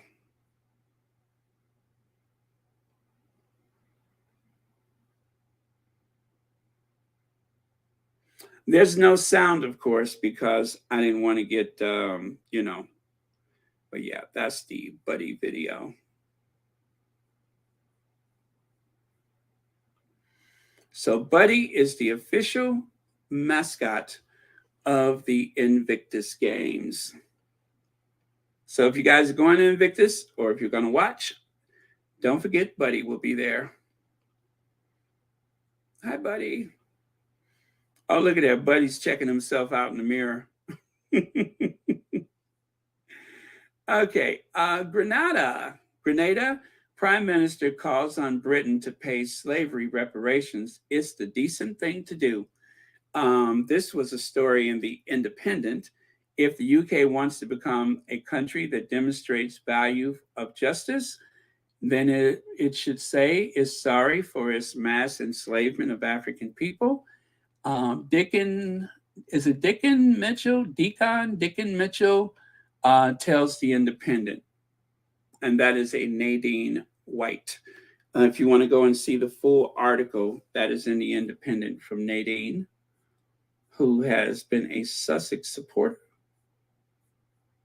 Okay, so it says here, oh wait, let me do this. Can't see the top part. The Prime Minister of Grenada has issued fresh calls to King Charles and Rishi Sunak to apologize and pay slavery reparations to former colonies of Britain. Speaking from his home in an exclusive interview with The Independent, Deacon Mitchell criticized Britain's failure to atone for the mass enslavement of African people and said failing to do so has sent a bad message. If the United Kingdom wants to continue being a country that demonstrates that it upholds the values of justice, fairness, democracy, and equal treatment of human beings, then it should be upfront and apologizing for slavery. Mr. Mitchell said, as a nation prepared for its annual, Spiceman's? Is it Spiceman's Carnival? Reluctance or refusal to do so then sends the opposite message in Grenada as a former colony of the UK. Oh, let me sit down here. Okay.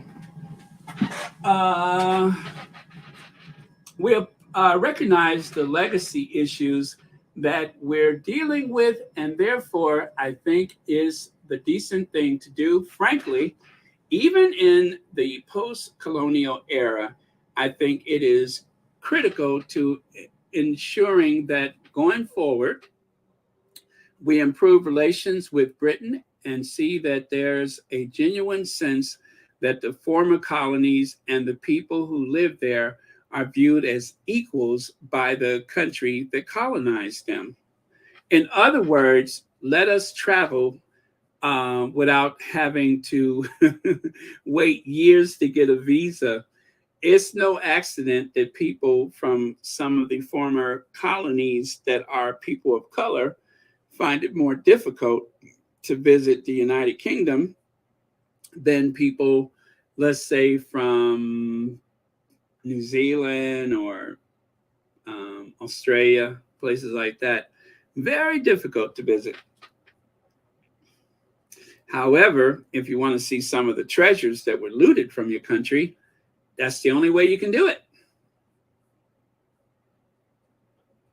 Let me see. I think the son is dragging Billy. He big time messed up.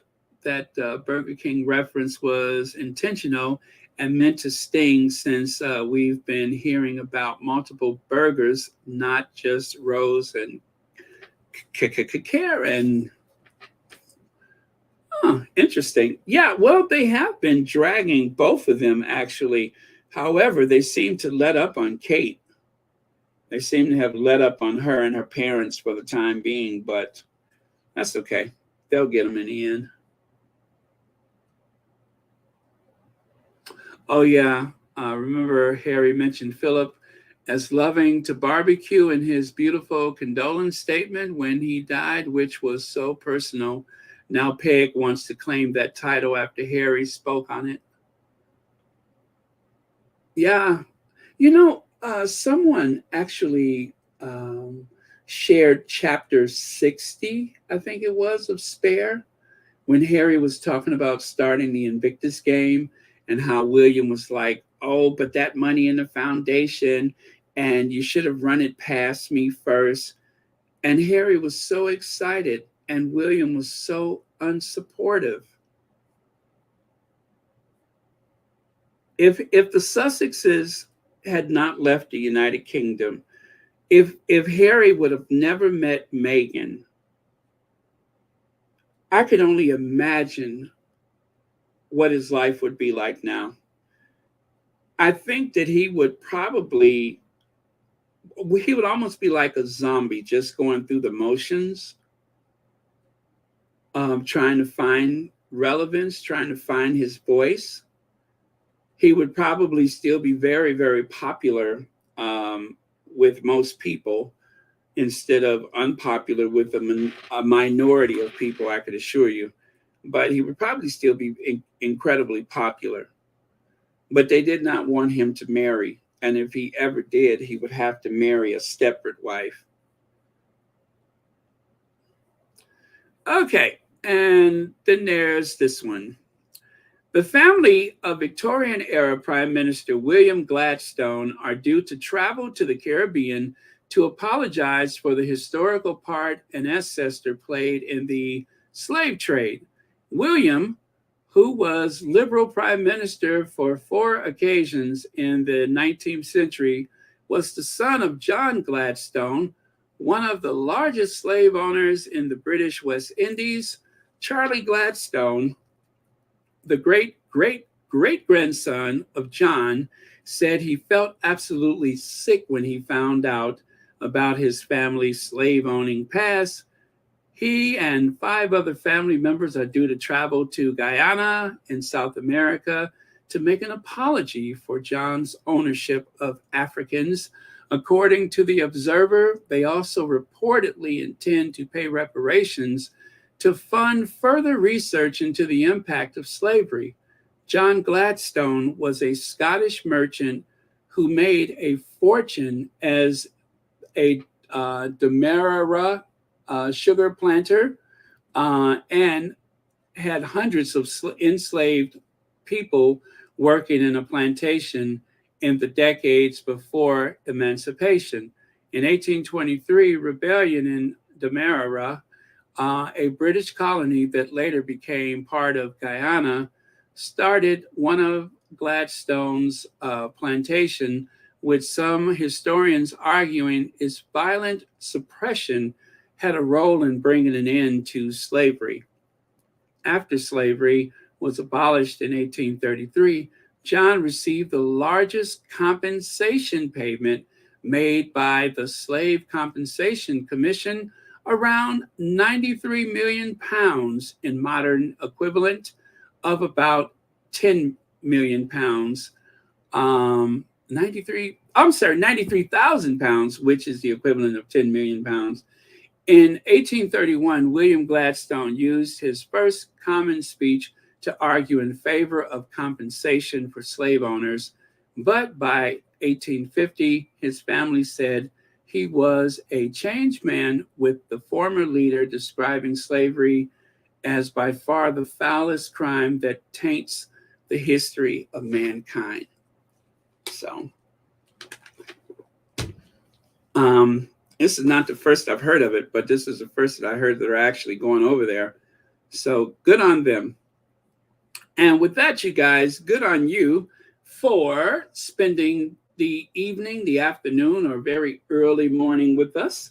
Also, thank you for your very spirited conversation about it. We'll just leave it where it is and let the tabloids have it. But still, it was good to see Doria. Good to see her out and enjoying herself. And let me see. And then there's this. I'm not sure what this is, but here it is. And can you name anyone in the cast of Suits? Gabriel Mott and Abigail Spencer and Patrick Adams. I do not have it up. Do you have it open? So here's Other than Princess Meghan, can you name anyone in the cast of Suits? Gabriel Mott and Abigail Spencer and Patrick Adams. I do not have it up. Do you have it open? So here's I'm assuming that look is because his name was not the next thing to come out after Meghan. Let's do that one more time. Princess Meghan, can you name anyone in the cast of Suits? Gabriel Mott and Abigail Spencer and Patrick Adams. I do not have it up. Do you have it open? So here's Other than Princess Meghan, can you name anyone in the cast of Suits? Gabriel Mott and Abigail Spencer and Patrick Adams. I do not have it up. Do you have it open? So here's Well, he was last, but at least they didn't forget about him. Yeah, he did come in there last. It's not like they totally forgot about him. He just wasn't the first, the second, or the third. Connie Palmer. Hey, Connie, I'm glad you're here live today. Yeah, I know. How embarrassing for him.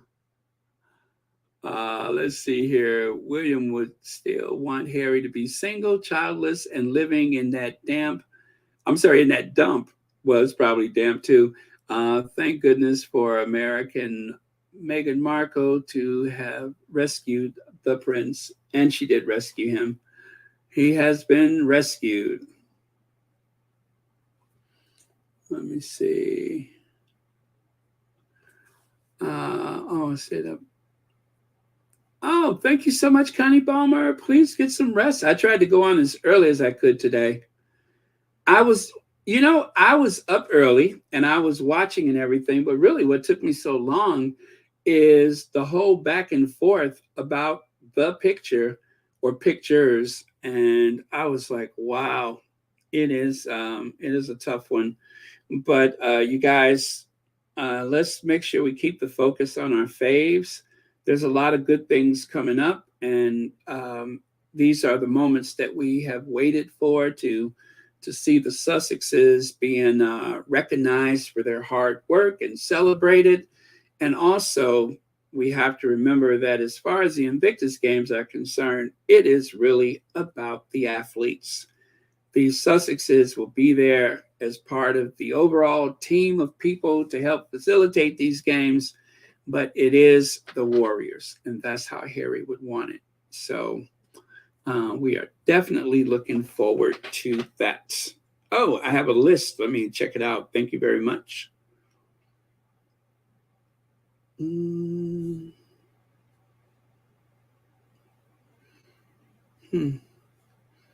It is still so hard to find that X. You know that? I'm always looking for the bird, but now there's the X. It's so hard to find the X. Every time I go to look for it, I'm like, oh, yes, the X. Can't get used to it. All right. Thank you very much for your generous contributions and for your memberships. Thank you, CD, for the Cash App, Legs for your super chats, Elaine Parker for your super sticker, Church Nelly, 24 months of membership, Alma Andrews, thank you very much for the super sticker, I think it was. And Sharon Carla Hudson, thank you for your super sticker. Noreen Bengali, 10 months. YM Droid, thank you for the super chats. Lydia Washington, thank you for the super chat. S, thank you for a super sticker. And MR for the Cash App. And let's see, I Heart Sussex World, thank you for the super sticker. Okay, so I'm losing my voice. This is probably a good time to get out of here, but thank you all very much. It has been a pleasure. And thank you all that stayed on late yesterday. If you missed after the after show, yesterday we watched a bunch of Invictus videos. If you've been a member of the Sussex Squad or a subscriber to this channel for over a year, then you've probably seen them before. But we spent about a whole another hour just watching videos. That was fun. Let me see here. So that's why yesterday went like, 3 hours and 15 minutes? Wasn't intentional. And today, 2 hours, 20 minutes, I thought for sure we'd be out of here in an hour. Good night, Kathy Gabby. Thank you so much for being here. Oh, yes, please don't forget to hit the like button. And don't forget to subscribe if you are watching on television. Please take the time to go to your tablet or your mobile phone, your iPhone, cell phone, and make sure you're subscribed to Royal Sussex. We're like less than 200 subscribers away from 36,000, I think, subscribers. Yeah, pretty soon we'll be at 36,000. And oh boy, like 22 million hours of viewing. 22 million, I think that's right. 22 million hours of views. So I don't know how many minutes that is, but as for hours, 22 million hours spent watching Royal Sussex. Let me see.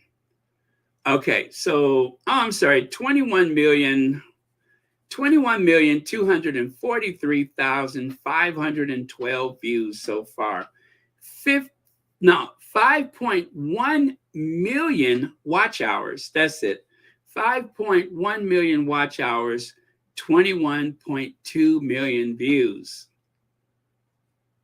and 35,800 something subscribers. So if you're not subscribed, please do. It would be very helpful for the channel. Like in the last 48 hours, almost 47,000 people, or 47,000 occasions, people have watched Royal Sussex. That's a lot. Greatly appreciate it. You guys have really been so instrumental in the growth of this channel, especially the moderators for keeping this a safe space. I don't have the words. And of course, those that have memberships, whether it's the Patreon, PayPal, Cash App, what's the other one? The YouTube membership, all of those, even the odd Venmo, very, very helpful. And yeah, so thank you very much. Greatly appreciate it. What? You just got here? Oh, all right. Thank you so much. Better late than never. Cookies and Cream says, if the Unroyals were smart, they would engage and support the Sussexes publicly instead of waging a one-sided war against them. Supporting the Sussexes publicly would be a good look on them. It really would. It really would, because I think that the whole thing with, oh gosh, what's her name? Camilla. Well, we know Camilla was just trying to create generational wealth for her family by getting as close to Charles and becoming queen. And she was very successful. And no excuse for it, but we know what her story was. But William, that's Harry's brother. And Kate was given so much respect and consideration when she married into that family from Harry, as we can see now, far more than she deserves. And yet she has sat back and watched all of this and probably actively participated in the attacks on the Duchess of Sussex and on Prince Harry. Those are two miserable people, miserable. And I love to drag them. I really do. Dragging them is like my favorite pastime. Those are two miserable people, awful people. Smug, selfish, self-centered, lacking in talent, lacking in intelligence, no work ethic, none of that stuff. And because all the things they're not, they decide that, oh, well, we have to make sure that we drag them down. And so they literally opened up the gates of hell and just said, have at them. Yep, my brother too, have at them. I couldn't see it any other way. And the tabloid media have enriched themselves because of it. The bad thing for the Cambridges, I still call them Cambridges, the bad thing for them is now they owe them. Now they own you. You're bought and paid for. And they are going to expect their pound of flesh. And if there's ever a day when they decide they won't do as they're told, well, we know what happens to them. Yeah, absolutely. Absolutely. And it up to her what do you call it? Her coat dress. She's ended up to the shoulder pads of her coat dress.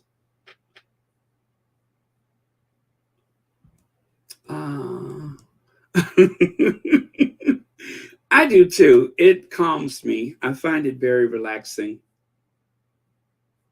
I find it very relaxing. After a good drag, I can just go lay down somewhere. I'm like, my work is done. Yeah. After I drag them, it's time to go and relax. Pleased and satisfied with myself as can be. Okay, I'm going to go. As you can see, I'm starting to lose my voice, so better to get out of here before I start sounding like Harvey Firestein. Let me see.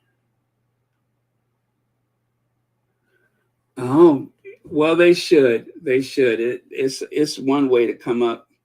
Betting against them is really betting for your financial future, because you can only win. Yes, YM Droid, they do deserve each other. Two miserable, lackluster, empty billfolds, a couple of limp, wet dish rags drying on the tile rack of life. Yeah. Murky water, that's what they are. Food particle filled dish water. Room temperature, murky, oily, greasy.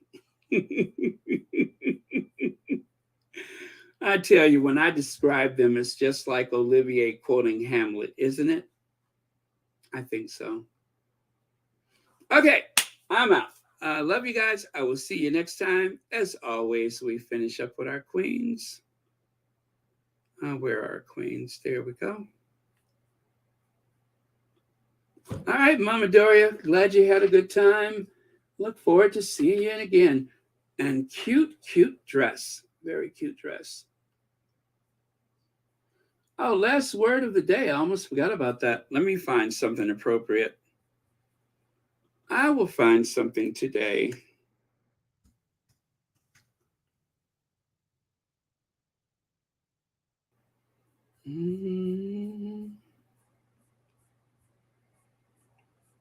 Let me see. How would I sum up today? Or just life in general. Let me see.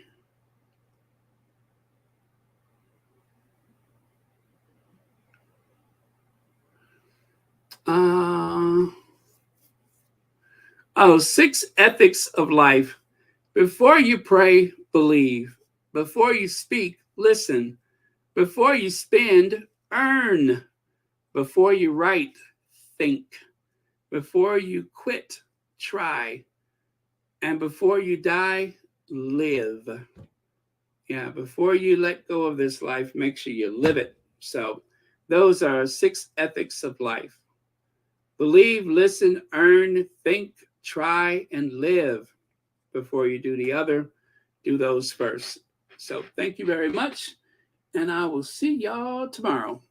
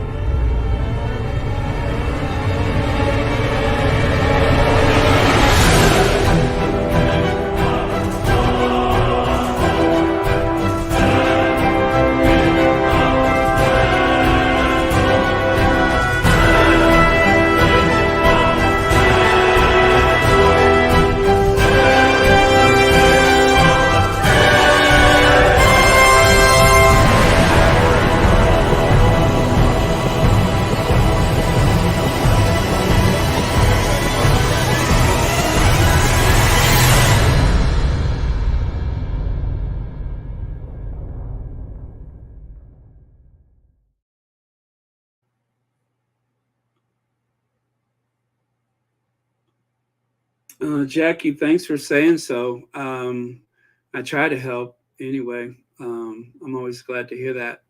Um, yeah, it was a shocking day today for some people, and um, I, I think we've gotten somewhere. I'm not sure where, but we've gotten somewhere, and it's good things coming up. So please, you guys, try not to worry about the Sussexes travel. Don't worry about a photo, any of those things. I always say, trust their judgment. I do, and they have done pretty good so far. And there's so much that we don't know about. So many conversations we're not privileged to, where they go, what they do, who they're talking to. Um, and I try not to get worked up before I have all the facts, because, just age has taught me that it really matters to have a broader perspective instead of just going with the first thing that you see. So um, I listened to a lot today, and I didn't really feel changed by it. I'm glad people had a chance to voice their opinions. Sometimes it's necessary to let it out, more room out than in, as they say. So I think that's really about the only thing that helps, is that we all had a chance to voice our opinions about it, and we all can agree that we love Doria and that she looks great, and it was good to see her out enjoying herself. I was so worried because of New York that would have changed her in some way, but it doesn't appear that it has. And I'm so glad for that, because she deserves so much better than the way she's been treated by the press and by the derangers. And to see her in spaces where she's surrounded by people that seem to appreciate having her there, and that she's enjoying their company, that means a lot to me, because we don't hear from her. We don't know so much about her side of things. And so to see her obviously in good spirits, I hope that's helpful to me. It eases my nerves a bit. So that's a good thing. So I'm looking forward to the Well Child, and I'm looking forward to the Invictus, and we'll talk about those too. It is going to be, as the blues singer Coco Taylor would say, it is going to be a wang dang doodle. It is going to be a wang dang doodle. You can see that. Sharon Jones, thank you so much for the super sticker. I was literally sitting here with my eyes closed and talking. And I opened up my eyes, and that's what I saw. Mm-mm-mm. Oh, thank you, Olivia Harris.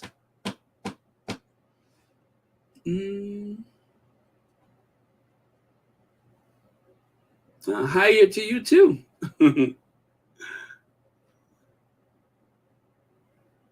Yeah, beautiful family, right? Thank you, Ingrid Soares. Oh, Sugar Plum Cake, thank you. Thank you. Yeah. Yeah, I don't want to be wrong or right. I do want to help, though. I do want to be helpful. If I can't be helpful, then I feel like I would be wasting everybody's time. So at the very least, I do want to be helpful.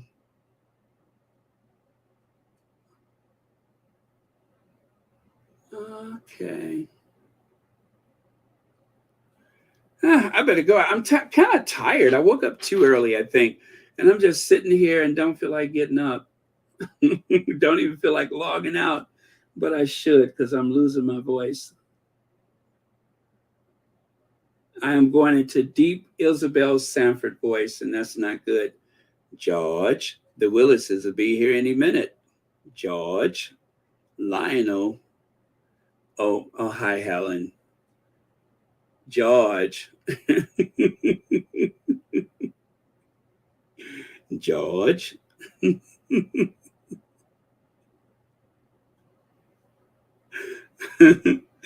You remember when George says, "I'm the man and I wear the pants in the family," and Wheezy said, "And when you zip them up, you had better include your mouth."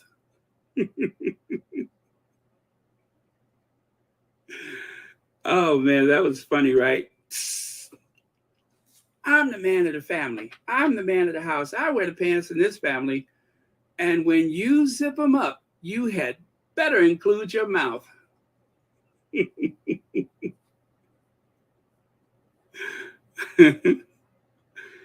I'm convinced that's like my favorite comeback for Louise Jefferson. And there were many, but that's one of my favorites.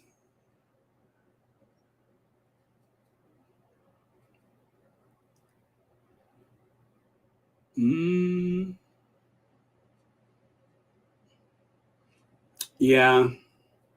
Well, Spain kind of went broke for a long time, didn't they? After several events, including the what was it? The revolution that they had, the one with the most recent one.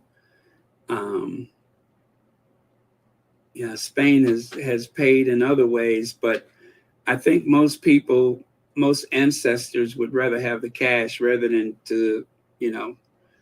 a heat wave doesn't mean reparations. It's just a heat wave.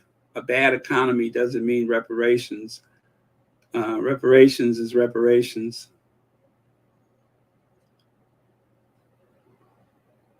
And I guess the biggest argument is if you're paying everybody else reparations, if you paid the Japanese after World War II, there's been a lot of reparations for all of the stuff in Germany.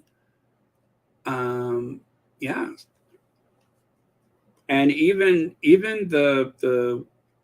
Russia, the Soviet Union, they received reparations. They kept a lot of the treasures that they looted after the Second World War and won't give them back. But they not only won the war for the West, but they kept a lot of things too.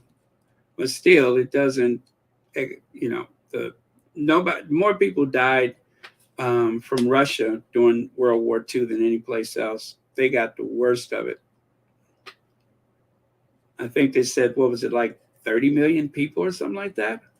Russia paid for that war with their lives. It wasn't the US and Britain that won the war, it was Russia. Gotta know your history. Okay. I'm gonna go rest my voice.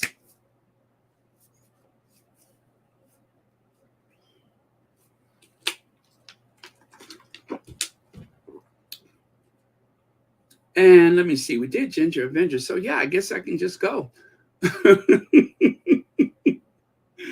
All right, I'm gonna have to get out of this chair eventually. Yeah, definitely, Adrian. All of the Holocaust victims,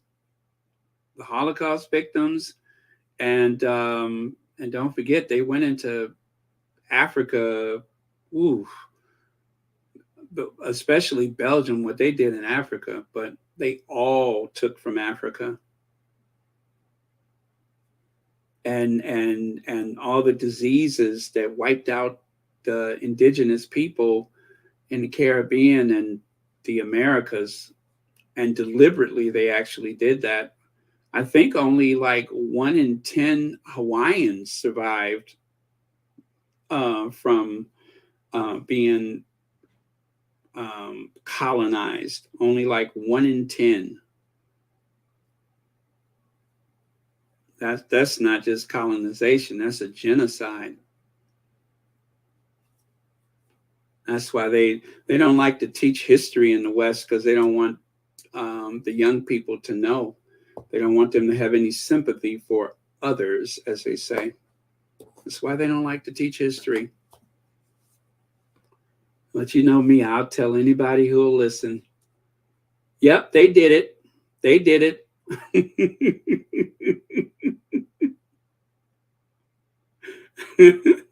They did it. Yep. And that's why they rich today. They did it. Oh Oh yeah, Ron DeSantis. He's a weirdo. Something odd about him. Oh, and there's going to be a hurricane, they said. There's another hurricane. As Sophia Petrillo would say, there's a hurricane a-coming. And Ron DeSantis, with his policies, has run the insurance companies out of Florida, and there's a hurricane a-coming. Ron DeSantis is the worst thing that could have ever happened to Florida, and yet they keep supporting him. If anything, they should run him out of office. Rohini says, you know, when they talk about the benefits of slavery, they should, and then we should enslave white people so they could learn some valuable skills.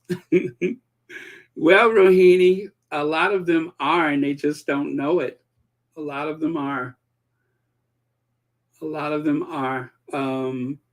With the cost of living crisis and everything, before it's over with, anytime you have to work several jobs when you're living in a wealthy country just to keep a roof over your head, it's not the same thing, but it's getting pretty close to that.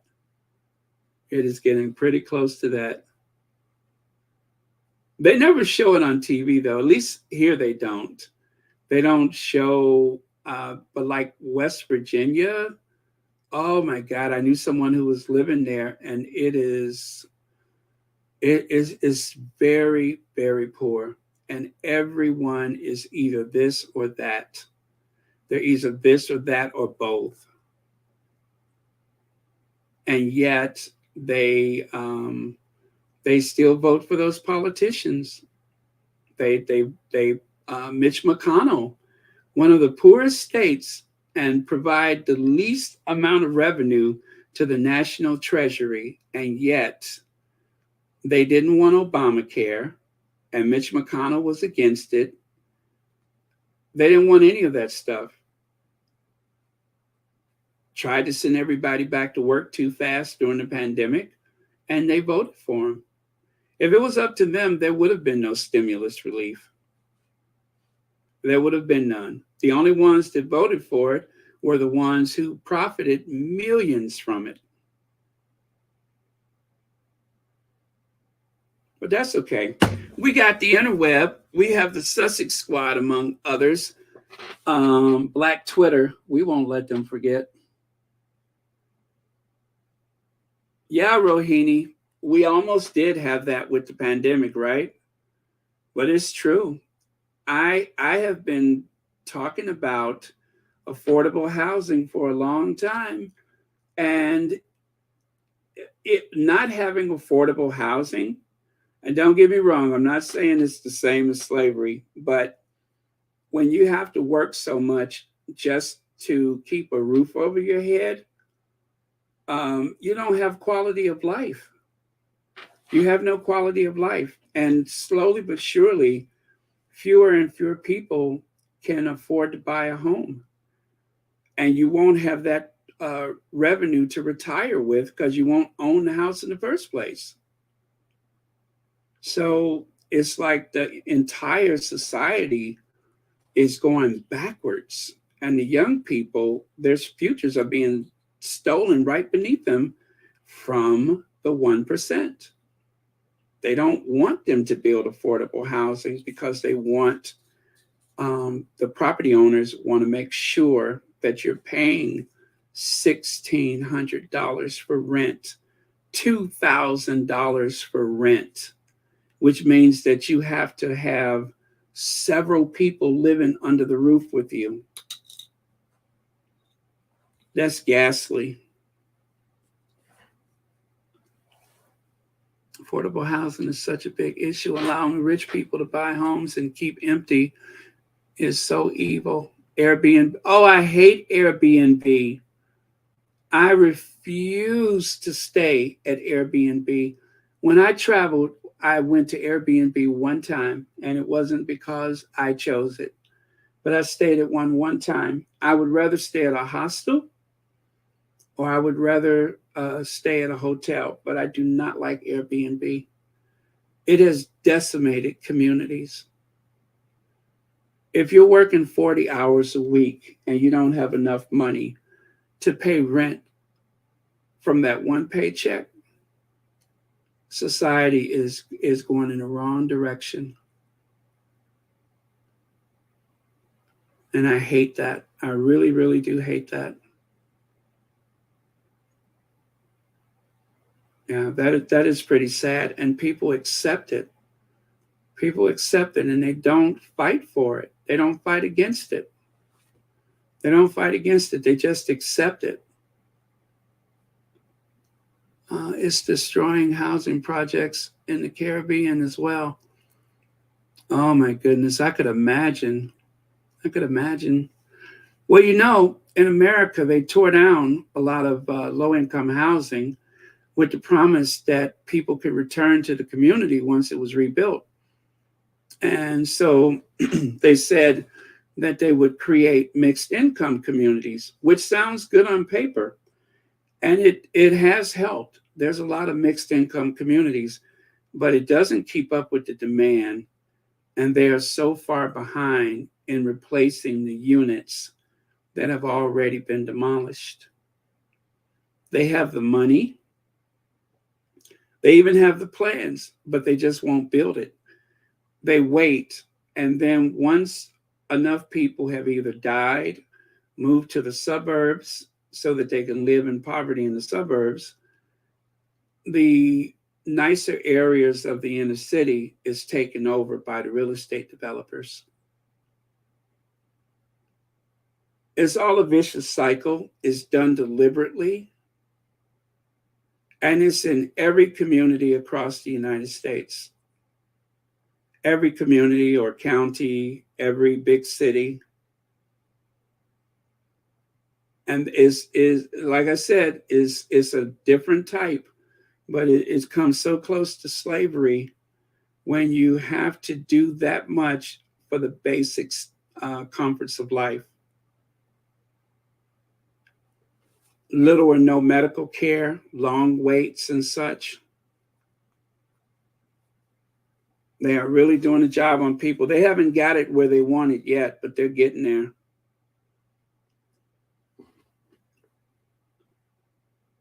Yeah, it is. It really is happening everywhere. Rent is dead money done to keep the poor people rent. Yeah. Yeah. And I mean, to have to work that much for just the basics. Do I have to work that much for basics? After the Second World War, there was the husband had enough of a salary for the wife to stay home and the kids to go to college. There was enough of a salary at a lot of the union jobs. But Ronald Reagan, Margaret Thatcher, the union killers. Ronald Reagan and Margaret Thatcher destroyed the unions. And without that union protection, there's nothing. I would love to see Lynch run for prime minister. I would love for him to run for prime minister. I would, as a matter of fact, anyone who would do away with the aristocracy, I would love to see them run for prime minister. That would be so cool.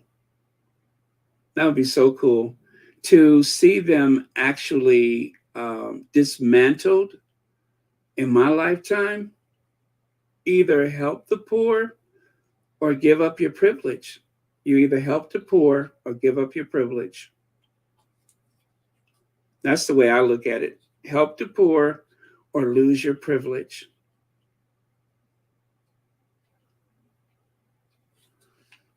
Oh, yeah, I remember the air traffic control. He fired all of them. He fired the air traffic controller union, and that sent a signal across the business world that Ronnie And you know what's so weird about that? You know, the only president of the United States at that point that had ever been a member of a union was Ronald Wilson Reagan. He was part of the Screen Actors Guild. He was the president of the Screen Actors Guild. And yet, he was the one that started busting the unions. Ronald Wilson Reagan, 666. The sign of the beast, 666. Ronald Wilson Reagan. 6 letters for each of his name.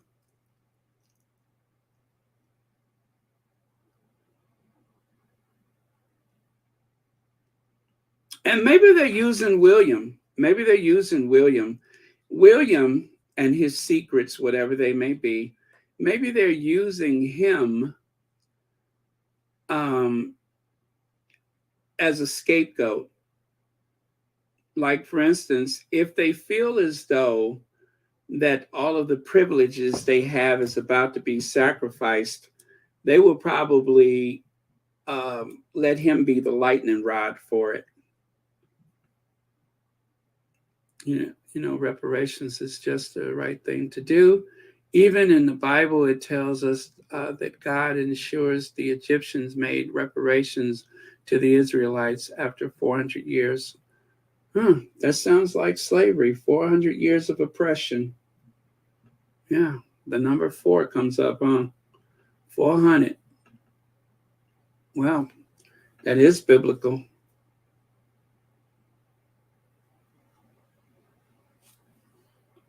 It's that the price Americans pay to rent an apartment, that price people in Ireland pay to rent is really just to rent a room? That's insane. Well, if you live in New York, it's probably the same thing. In New York, either you're going to pay about $3,000 a month or you're going to rent a room.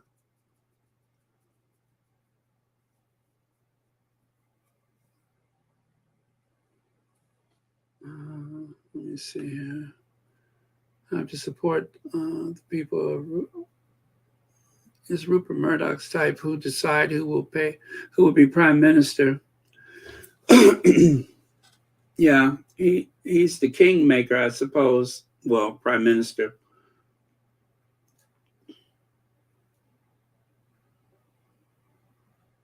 William has 7 letters.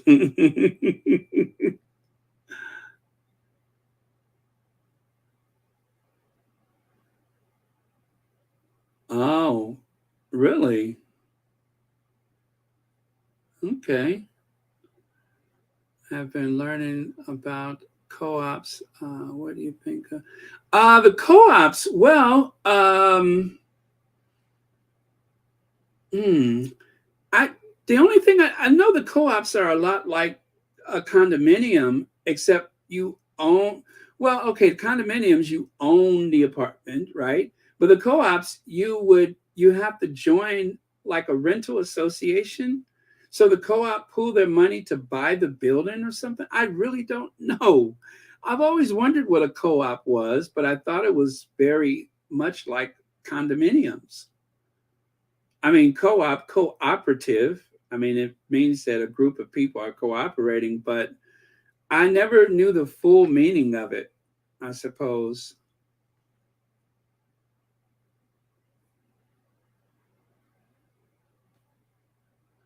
Oh, absolutely, Patricia Ann. Absolutely. I'm just not worried about the Sussexes. I think they're going to be just fine as far as their travel is concerned. I have a really good reason why I know they'll be fine in Germany. And as for Harry in the UK, I'm not worried about that either. Even with that terrible thing that guy said, I'm not so worried about that.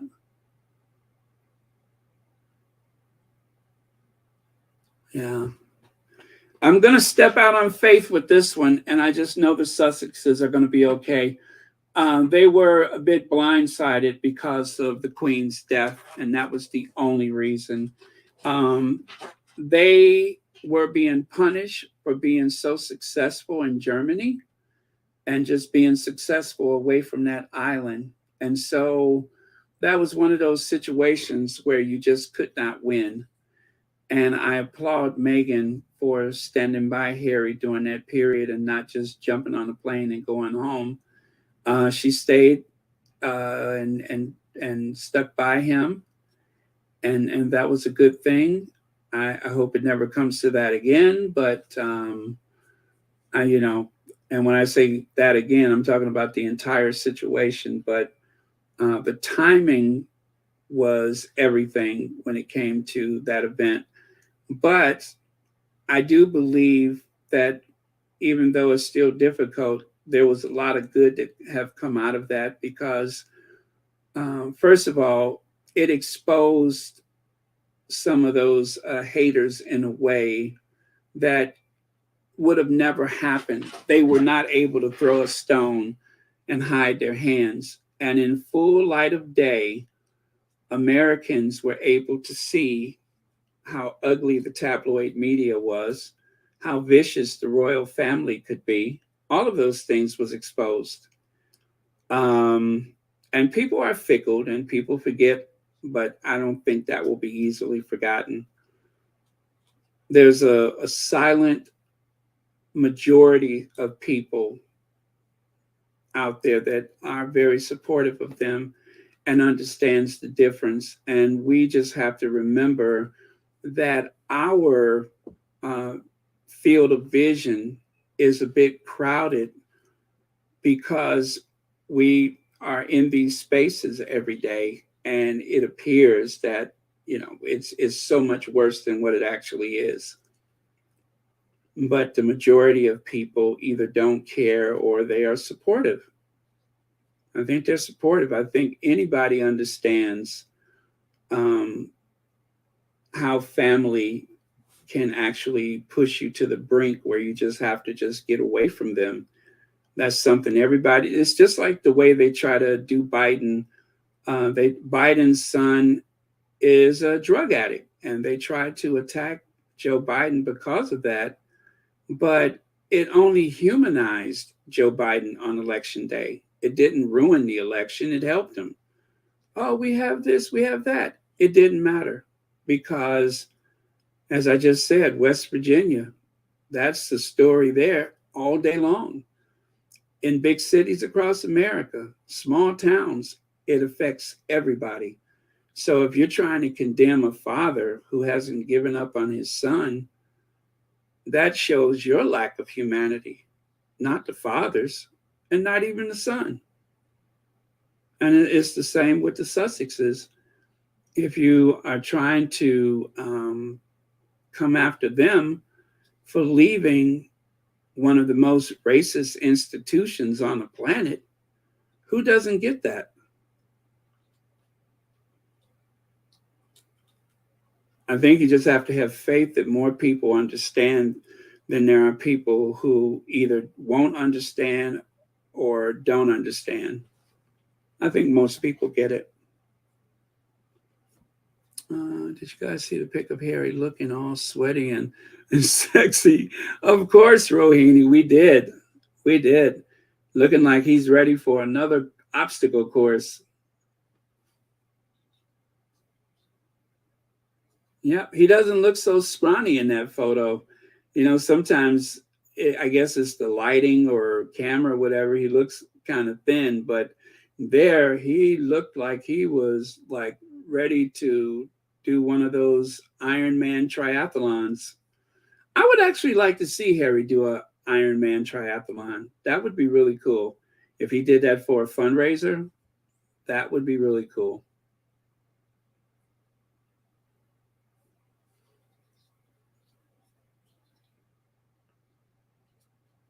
Yeah. Okay. All right. I think we're just about out of steam. And I know I am.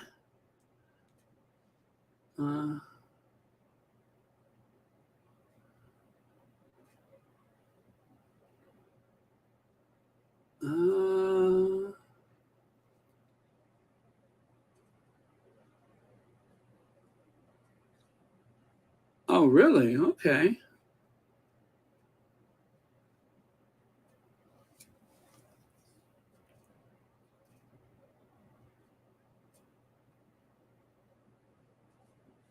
Oh, okay. Interesting. Clarksville, Tennessee. Thank you for that. Good night, Rohini. Yep. Oh, well, it's 8 p.m. here. I'm going to go. Love you guys. See you tomorrow.